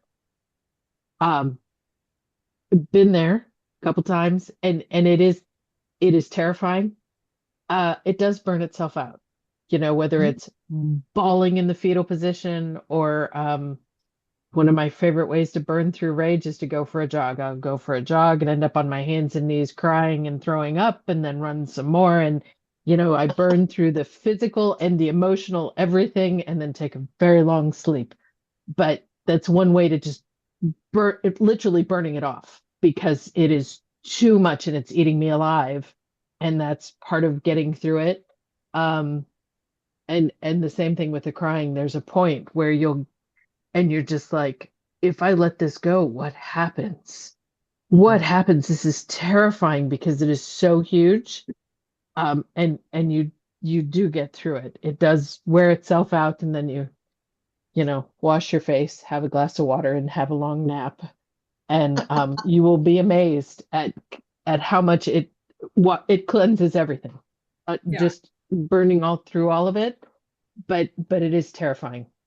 Yeah, It's and terrifying. sometimes what I'll tell people that have like that level of emotion, whatever it is, whether it's sadness or anger or terror or fear or whatever, or depression even, I'm like, fall in. Just let the things sweep you up.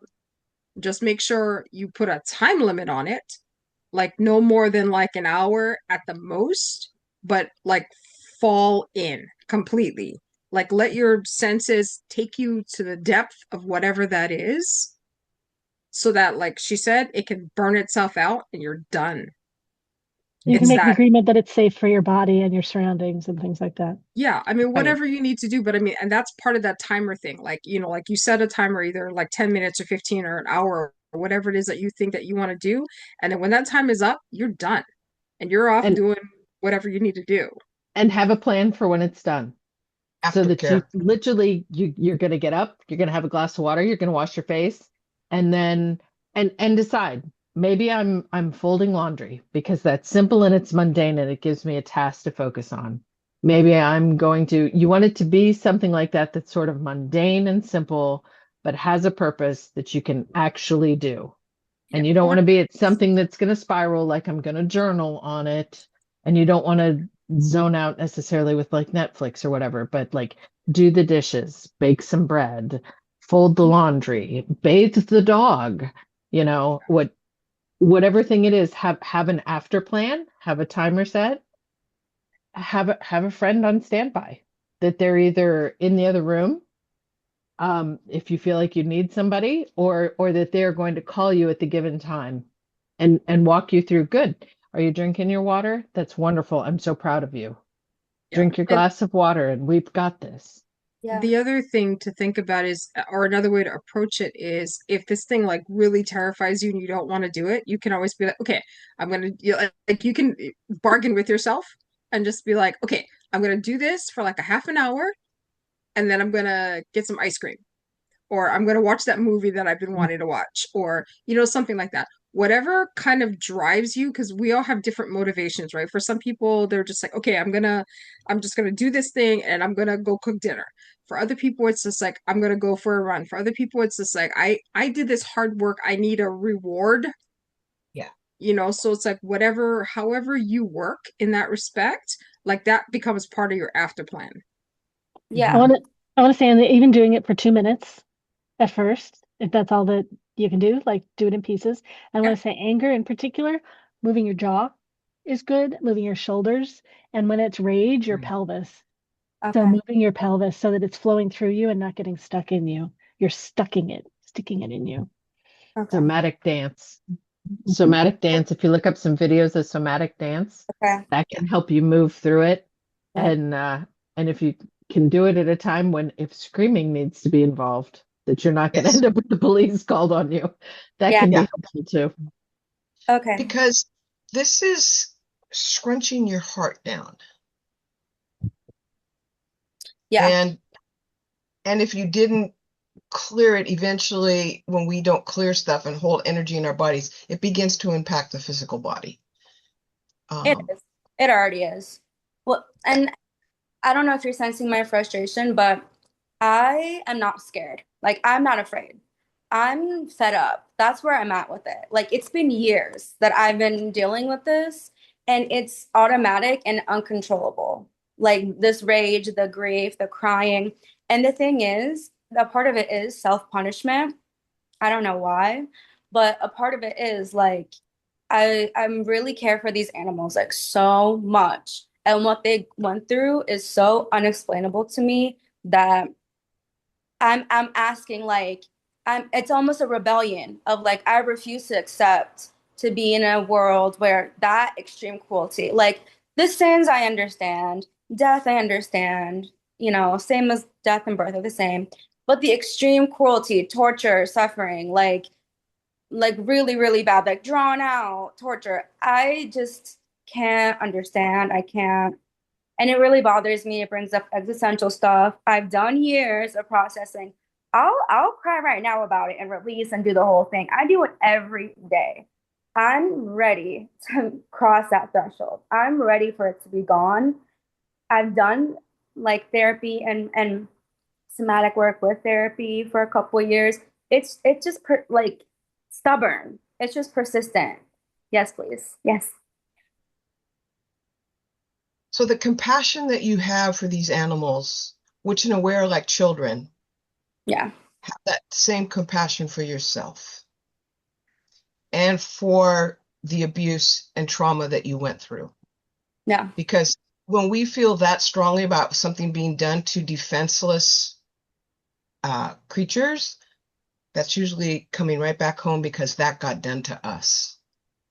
We were treated with cruelty. People were inhumane with us. They destroyed who we were as children. They did Yeah. unspeakable things. That's where your rage needs to go, is that where you were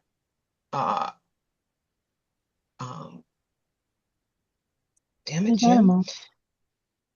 where your boundaries didn't even exist, where you were treated without thought, with cruelty, with all of that, where you never were treated with love and compassion and empathy. Yeah, So so that's that's where the you turn that back and give it to you. I want to say, and you're doing great right now because notice you're holding your hand in front of your mouth where you're blocking some of the expression that's wanting to come through. That Okay. And Yeah. if, I realized I was doing and that. if there's certain people that come up because of this, you can talk to them on the inner planes and you can say, whatever you want to call them. I've had several expletive deleted rants at different individuals in my life, and like, you piece of, and I could just go on from here, Beep, beep, beep. and get it out. Get it out. Like, you effed me over. You, whatever it takes. But all that compassion, bring it back to you. Okay. Love yourself. Embrace yourself. Don't do what is yours to do. And sometimes there's certain stuff that we can't do anything about, but all we can do is make sure that we are not a part of whatever that is. That Yeah. we don't do stuff that feeds whatever that is. Okay. Okay. That makes Yeah. sense. Yeah, because what's happening is because of the way stuff like this happens, it's like there's a base upon which everything else compiles, right? So like whatever we suffer in our lives, like if there's a similar situation that generates that thing again, that thing gets compacted and it grows and it grows and it grows and it grows. So where you are now, like you've literally got this ball that's been sitting there that's anchored by, something in your past, that when you see these types of things, it just adds to that, to the point where now it's like it's this compacted thing that's impeding your growth and everything about your life. So what the objective is, again, that going back to that fall in concept, is to fall in till you get to the very bottom of it, wherever it's at, and pull the anchor, because that's what it is. It's an anchor that's holding you down. So Yeah. once you get to the bottom, you pull the anchor and the rest of it will disperse. So that's really what you're looking for, is get to the bottom. Okay. Okay. Can I add something? I think I connected pieces because I've pretty much accepted, forgiven all the, like almost all the things in my current life and my childhood. I really think this is from a past life, and I don't have access to it, and it's very deep, and maybe it's happened a lot, and that's why it's so frustrating to me.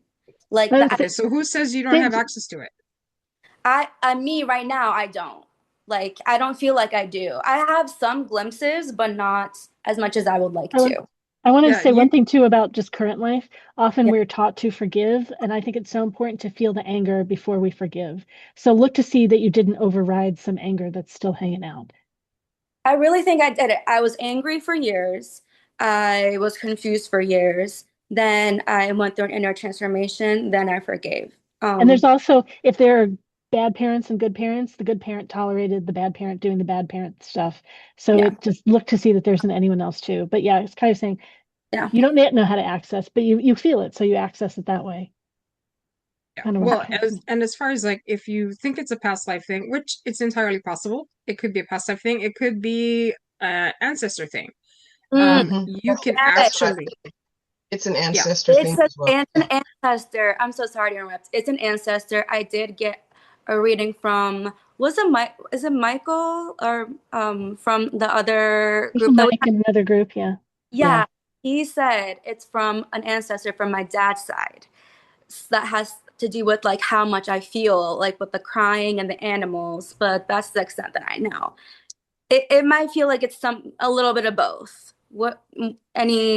Yeah, well, here's the thing. It's like if you have shamanic training, you can actually go and speak to that ancestor. Because usually when I come across stuff like that, that means that that particular ancestor has not completely crossed over.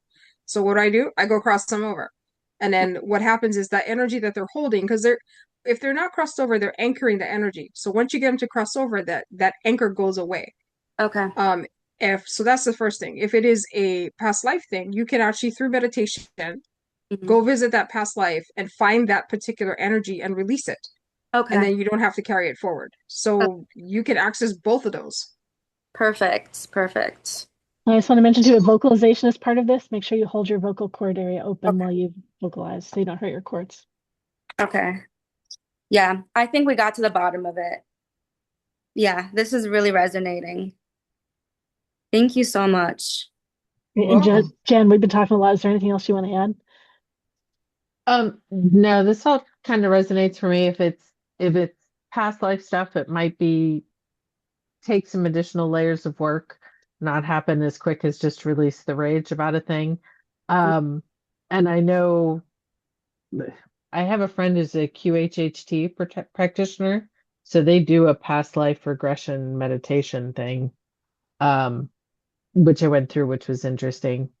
And like Crystal said earlier when we had a conversation earlier today, a lot of times past traumas and past life things, even when you've worked all the way through them and you think you got it all done, then you reach the next level of learning and you find out, oh, there was more that I didn't access because I wasn't ready to access at that point. So sometimes we literally have to rinse and repeat the stuff. Okay. Um, yeah. And I mean, I had stuff like that I went through in this past year of my life. And this is literally, I was yelling at my therapist. I was like, I already did this. Why do I need to do this? Yes. I already did this. Yes. Like, this happens. It's very normal. It'll be fine. I'm like, no, I want to be done. Yeah. You know, Yeah. and so sorry to say, it looks like we get to rinse and repeat on some of it. Fortunately, the next time through was a little quicker, a little easier. I understood more things once I accepted that I was going to have to go through it again. That was really the hardest part of the process, was me getting over the fact, what do you mean I have to do this again? So, yeah. Yeah, I had the same thing. I did a shadow work class in January, and I was like, okay, I'm gonna walk you guys through shadow work. And we're going through it, and I'm like, dang it. I had to do it too. I'm like, okay, all right. So yeah, it's a lifelong thing. It never quits. Stuff comes back when you don't expect it. And sometimes it's like this triggers this thing. And you're like, oi. Yeah. Yeah, and I'm you going didn't through even another know. round. Yeah, you don't even know that thing is there. And so it comes back up and you're working on this and all of a sudden this opens up over here and it's like, this is not a BOGO. I know. But there it is. So Yeah. yeah. Like, I'm going through another round of stuff myself too, and I'm facing things with my father I've never faced. Oh yeah. Yeah. Yeah. Yeah. So it's normal. It's part of the whole process. And I'm getting that you do have an ancestor male that has really been enjoying you being angry. Ooh, And yeah, it's because it's like wow. he felt helpless, and so it's like you're doing it all now, and he's like, yeah, you go, girl, yeah, go get him, because he can't go get him. So when you go to offer to help him cross, he might feel kind of sad, like, wow, I have to leave now. I might be He might not angry. be, Yeah. yeah, he might not be 100% on board about that. Okay. Thank you for telling me that. That's really good to know. Yeah. Wow. Thank you guys so much. Mm-hmm. All right, Yeah. great. Got to the bottom of it. And this was bothering me for years. So Right place, right time. Here you are. very grateful. All right, well, we're actually nearing the end of our event. Are there any other topics anyone wants to explore tonight that we have not explored? Any questions about what we have done tonight? Anything you want to share about what we've done tonight? Are you completely stunned? Like, what did I Yeah. sit here? What was this? It's like, Well, you can yes. watch it again on Fun. YouTube when it gets posted. Go So ahead, you can jump Kathleen, what in are you if you stunned want to. about? Yeah, if you want to write something in the chat or if you want to unmute, you're welcome to unmute. It's up to you. I don't know what the yes is for. There's more to I know, share, it's or just you're like, totally stunned. It's all I said, okay. are you But stunned? She said, yes. Stunned. stunned. Yeah. Yeah. Yeah, Sometimes our events are a little wilder and we just don't know where these are going to go whenever we sit down and have them. Yeah, I mean, because sometimes when we have these cosmic conversations, sometimes we just talk, and other times, like today, we work. We just don't know what it's going to be. So, part of that process was of service to me. I can say I've been doing a cleanse lately with fire. And what I got here is that I need to do my own fire breathing dragon stuff and I need to let the fire on my own rage come through me more. Mm. So yeah, all the different ways this are, these processes are of service. So someone asked, what should I do to enhance my spiritual work? Okay, so one thing is we can say some general things about that. We've had people pay to ask personal questions. So if you paid to ask a personal question, totally let me know and we'll do that. We could say some general things now. What should I do to enhance my spiritual work and release unwanted energies myself? So what are things that people can do? Read my book. Say something about your book. And let's put a link in the chat about your book. Really, say what your book is. So when I first started on my path, which was quite some time ago, I remember being so frustrated because, bless you, there was, oh, go for it. There wasn't, where do I go? Where do I find out information? Who do I talk to? And so I wish that there had been a book like that back then. So that's one reason why I wrote this book is it talks about how we are spirit, how we got here, why are we incarnated into a body, why this particular place, and why don't we remember? Well, when we incarnate in as babies, and babies don't have any mental brain or anything to deal with any of that. So we're very open, and stuff just gets pushed into our consciousness without us being able to stop it. So my book talks about we have four bodies, the physical, the emotional, the mental, and the spiritual, how the first three are aligned human. How do we find those? How do we work with those? And then coming on board and then starting to bring in the spiritual body. And so the tools that I talk about are meditation, how to clear and clean your energy hygiene, how to begin to practice being mindful, which is not being reactive. Because if when we're reactive, we're being pulled backwards. That's as a trigger response to the past. So it's how to begin to start having discernment. And essentially, it comes down to self-mastery. You begin to learn yourself and understand yourself and start doing the healing work inside and working on yourself. So I talk about all that in there as well. And then what happens as we begin to heal, our vibration rate changes. The people around us begin to change as well because we're increasing the rate. And some people are uncomfortable with that, and other people are on board with that. So it's how our relationships begin to change. So at any rate, if you go to Amazon, they do that thing where you can like read a sample. So I believe the first 5 chapters are there. So you can read that sample. And if that calls to you and you're like, oh my God, yeah, what? Has this person been following me and taking notes? Because that's the way I felt about it when I was writing it.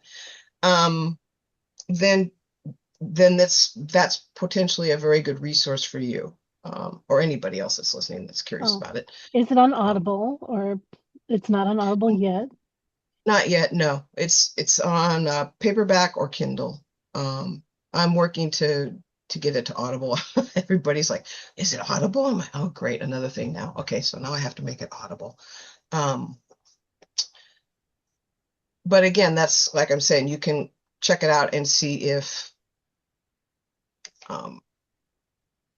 if that calls to you or not. I would say I would add in that the meditation practice is really key to learning to hear the inner voice, the guides, all the things, and to start to recognize the difference between all those. The feedback I always get on meditation is I can't meditate. Okay, when we talk meditation here in this space, we're not talking Buddhist meditation where you have to sit still no matter how much your right foot is cramping and breathe at a certain rate and be empty. It's more about learning to listen. So if you set yourself, try and do it the same time every day under the same circumstances. And the reason is our body gets attuned with things like that. Like when you are cooking food and setting the table, your body's preparing to eat food. Like your digestive system fires up, your mouth starts to water, all these things. You are an animal. If you do the same thing every time at the same day in the same way, your body will learn to prepare to meditate and you'll get better at it just by doing that. Make it real short, 2 to 5 minutes. Set a timer so that you don't have to keep peeking at your clock and your watch and your things. And then just breathe. Just breathe and let whatever thoughts happen, and then write them down afterwards. And as time develops, the whole thing will develop. It does not have to be a big, giant, scary thing. Meditation doesn't have to be this terrifying, monstrous thing where I have to sit still for 3 hours and, not even scratch my nose. Like, start really small. And then other spiritual practices I do, I make moon water every full and new moon, and I put a splash of it in my coffee every morning. And that practice has a lot of things tied up into it, but one of the most important things is that 30 seconds, when I choose which moon water I'm going to use and pour it into my coffee, I am being very present. I am there. So find some little thing in your daily routine that you can start to be very present for. And take a deep breath and just center yourself, feel your heart, feel the ground under your feet or the chair under your butt, whatever it is, and just be present. And it sounds ridiculously simple, and I promise is the first step on a path it really is, just to learn to embody yourself in your body and hear what's happening around you is a great way to start to build a spiritual practice and read things. Read all the different things. People always ask me, what if I read a bad book? It's fine. If you read enough books, you'll realize that book was bad. Just keep reading all the things, right? Wherever whim takes you, whether it's about alien life forms and cosmic beings or Atlantean world or witchcraft or the Kahuna books that I've seen that are fabulous, whatever it is, just start to read things, and whatever it is that really pulls your interest and excites you and makes you just hungry for more, then follow that path as long as it interests you. And then feel free to change, right? Any of us can change at any point in time when something else gets exciting. So, yeah, along those lines, I would say enhance your spiritual work by just following your curiosity. Like, what is interesting to you? Because there's the metaphysical community is huge. There's so many aspects to it. Like there, the different types of practices, the variations on practices, and all kinds of stuff like that. So follow what interests you until it no longer interests you, and then you move on to the next thing. I mean, I don't know a single person who's started with one thing and stayed there. It doesn't work like that. It's like you take a little bit of this, you take a little bit of that, and that's why, like, earlier we're talking about like having a practice that's more eclectic. I think most people are eclectic in nature because it's like okay, this fits me, this doesn't. And that's the whole thing about metaphysics that I really like, is that you can take what works and leave the rest. You don't have to take the whole thing lock, stock, and barrel. And if someone insists that you do, find someone else to follow. Go away. Because that's like leading you down the road toward like cults and stuff like that. It's like they declare they are the only way. Run away. And so that's why it's like most people will be like, okay, I like this practice instead of this practice because it works better for me where I'm at. And sometimes, just like Jen was mentioning, like the more that you learn, you meet somebody who says, hey, I'm trying to do this thing, like I'm trying to meditate and I don't know how to do that. And you can say, well, hey, here's some ideas for you. And so it's not necessarily knowledge that you have to use for yourself, but it's also knowledge that you can share. Because I think that's the big thing about this community, is that we are all willing to share. And that is part of our path. Now, as far as releasing unwanted energies or negative energies from yourself, I think the thing that I teach is that in order to understand and be able to discern when you have something attached to you that you don't want, or you have something around you that you don't want, is to know what your energy is. Because we have our own energy signature. And if you cannot discern what is mine and what is not mine, you will never be able to tell if there's something attached to you that you don't want. So that is the first thing, is understanding your own energy, what you feel like, so that when you feel what your energy feels like, you immediately know if there's something attached to you that is not yours. And if you're an empath, like I am also an empath as well, that is really difficult to do unless you work with energy shields, which is another thing that I teach. But if you can just do a basic shield, that can help you start to recognize, again, what is yours, what is not yours. Really, really simple in concept, difficult to do. But if you're going to do this work, it's crucial. I was just going to throw in too, you asked about spiritual work as opposed to purpose, but to me, living our purpose is connected to our spiritual growth too. So I recommend that people follow where they feel energy and joy. That applies to practices and to everything that you do with your time and energy. So follow where you Yep. feel energy and joy, and that will take you on this path. So practice saying no, eliminate out the things where you don't feel energy and joy, and add more and more of the things where you do, and be Yep. willing to let Does it resources show up for you about it, people pay you, etc. does it feed you or does it take away? And that can be your metric. Is this feeding me? Is it giving me what I need, or is it draining me? And that's one way to start. Yeah.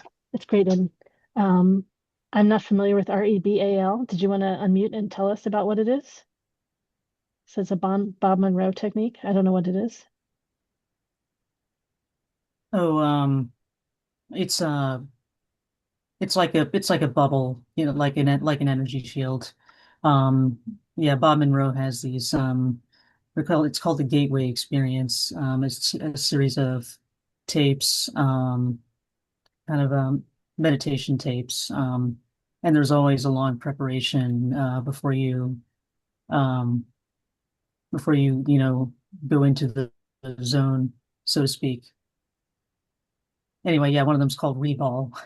And And someone it's said they basically like a them, they bubble. just can't afford them. So that's, I guess they're a little pricey. You can keep sharing. I didn't mean to cut you off. I'm just like, but you found them valuable. Oh no, well, I only have the first. I have like wave one. There's like 8 waves. I think I have wave one, but I didn't make it very far, because um I'm not connecting. You know, it takes some people longer than others. Um, but anyway, so that Not be your will. jam. Yeah. Yeah. I mean, Well, Yeah. some stuff.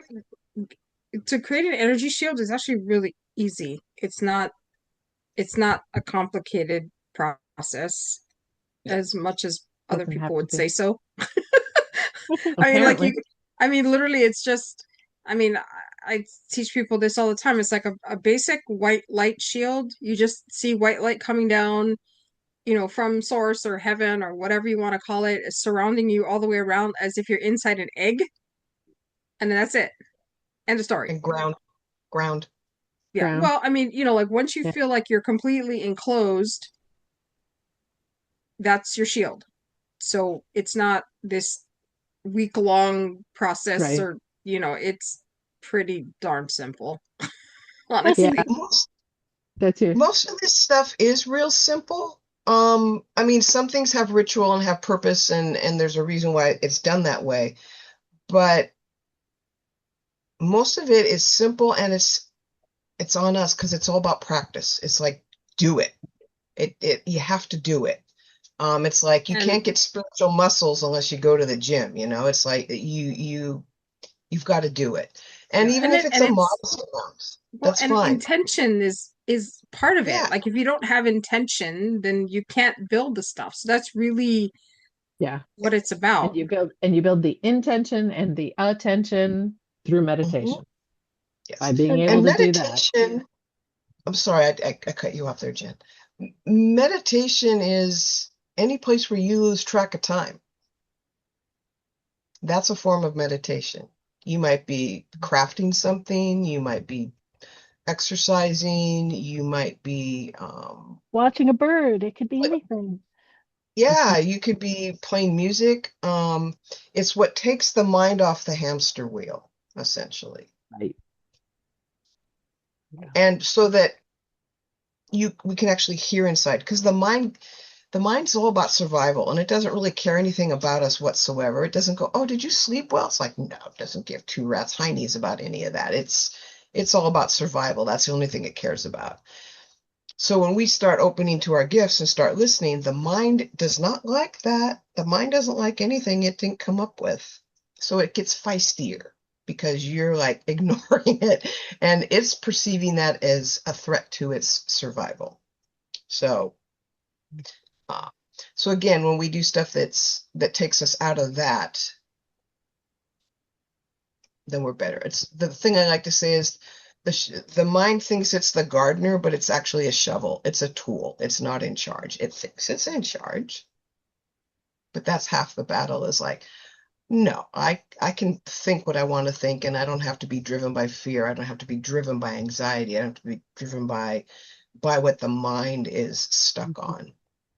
Yeah. And that's where again you get that bubble where you begin to get that discernment where you become the observer. It's like you become this detective in a way. It's like, okay, what's happening now? Am I catastrophizing something? Is it happening now? No. So let's just let that go. It's not happening now. I'm okay right now. It's beginning to get you to be more conscious and you to be coming to a place of where, like we've been talking about, you come to a place of discernment, a place of curiosity, a place of not judging yourself so that experiences have all the right, wrong, good, bad, that kind of stuff taken off of them and they just are what they are. And then we can meet them wherever we're at with whoever we're doing. But it's all comes down to practice, just like Yeah. anything. You, And along with the how do they, that old joke? How do you get to Carnegie Hall? Practice. practice, right? Right. Yep. Yeah. And along with the controlling your thoughts, you are in control of your emotions. Mhm. You can control them. That is a long, hard, involved practice. But you don't have to be reactionary. You don't have to have fear. You don't have to have terror. You don't have to have, you can harness those and be in control of those too. Yeah. So, It's not to say that you never don't have those emotions anymore or that you don't get triggered anymore, but you don't react. You're like, okay, I'm really freaking pissed off right now. I need to not talk to this person right now. I'll just gonna take myself for a little walk, or I'm gonna just disappear out of this space for a while. Um, you have an encounter with somebody, you keep your cool, but when you're done, you're like ready to blow your top. You go someplace and let yourself have all that and just let it out. It's not to say that we become robots and we don't have emotions. We're wired to have emotions. It's a feedback mechanism. That's important. It gives us information about what's happening to ourselves. But it's what we do with them. And we don't get a lot of teaching about how to self-regulate and deal with our emotions, especially if you grow up in trauma. Most of the time, you aren't allowed to have your emotions. Um, Everybody else gets to have theirs, Yeah. but So you everything is don't. stuff them down as far and away as possible so you don't get, Yeah. so you don't die. Yeah. yep, our So part of culture the I pressure. think part of the progress that we make just in general, not necessarily in the metaphysical or spiritual respect, but just as human beings to kind of help us get closer to a peaceful type of existence, which I think most of us want, is Mhm, to understand the difference between reaction and response. mhm, Because when something triggers us, most of us just react. And what we want to do is get ourselves to a point where instead of reacting to something that triggered in us, that we actually take the time to kind of step back from that and be able to formulate an actual response and not a reaction. And I think that that's something that's useful regardless of wherever you are, whatever you're doing in life. But it's mhm. if you can kind of start to build everything that you do with that basic intention in mind, that can make a lot of things in your life go a lot smoother and Yes. helps definitely with your spiritual practice because you're going to come across stuff that you're like, what? And again, it's one of those moments where like, okay, do I want to react or do I want to respond? And that's a free will choice that we get to make if we allow ourselves that moment to step back. Right? Yes. If we built the muscles so we can do it. Right. Again, it's practice. And you got to be gentle with yourself because you're not going to be smooth right out of the gate. It usually doesn't work that way. You'll wander here and hit a wall there and bounce back and make 2 steps forward and 6 back but at the same time you're steadily moving. Um, yeah, you get better at it. It's like anything new. I mean, haven't you ever seen, especially a kid outside shooting hoops? They're out there for like hours just shooting hoops. They stand a different spot, shoot hoops, move a different spot, shoot hoops. They're just that whole time they're engrossed in that. They're practicing that. They're creating the neural pathways for that. That in and of itself, in a way, is a form of meditation. Um, so Definitely. whatever, yeah, wherever you can start to put that into your life, however it looks, and it looks different for everybody because we're all different. We all coming at it from our own perceptive place. So, but yeah, it's all good. All right, great. Well, we might be ready to wind tonight down. Yeah. So we're going to introduce ourselves again. And so just a reminder for the four of us to say our contact info in the video. So if anyone wants to reach out to us, they can get it here. Well, thanks for joining us here at Cosmic Conversations. More are available at miwifairs.com and on our YouTube channel, which you can now access at the top of the website. Well, I guess I'm Laureli Shimayo. You can find out more about me at intuitiveireading.com and the archetypes that I read in people at thrivetypes.com. And I've been incorporating what I call body psychology, so awareness of body and messages that the body is giving us and ways we can use our body to move forward. Kai. Yeah. Hey everybody, I'm Kai. You can read more about me or read all the articles and stuff that I've written on my website, which is handsonfire.buzz, B-U-Z-Z. And yeah, you can reach me from there, learn more about stuff, just check out what I've written, and you can look at the books that I've written that's attached to that, and you can look at the new page that I have on there that's linked to a retreat that we're organizing next year in June. That's going to be awesome. So yeah, that's me. Okay, so I'm Crystal Novak, psychic, teacher, mentor, author. I work from basically a place of knowingness. And so that's the name of my website. It's iknowstuff.me. Or you can reach me by email at crystal@iknowstuff.me.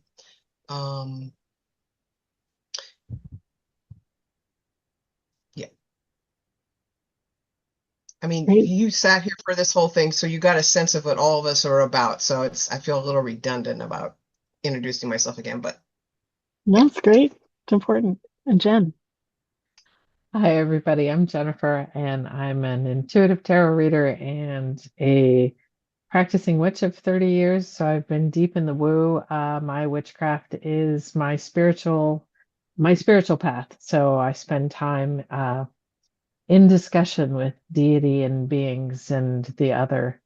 You can find out more about me. Really, my social media is where I spend more time, and sometimes it's just me talking, and sometimes it's things about the holidays and whatnot that's going on. And you can always message me, and I am happy to converse and talk more about things if you like. My Instagram is at Crone Corner, and my Facebook is at Crone's Corner with an apostrophe S, because name finding can be hard on social media sometimes. So, That's great. And purplepaisleyjen.com, right? It's right there above your head. yeah, Right. And my website. Just say it's been so great having you as a guest today. And Thank we've you. got more Cosmic Conversations planned for September 13, October 25, and November 15. Oh, Kai, they want your website again, handsonfire.buzz. Great. Thanks everyone for being together. I will turn off the recording and we can hang on here for another couple minutes. You have more questions.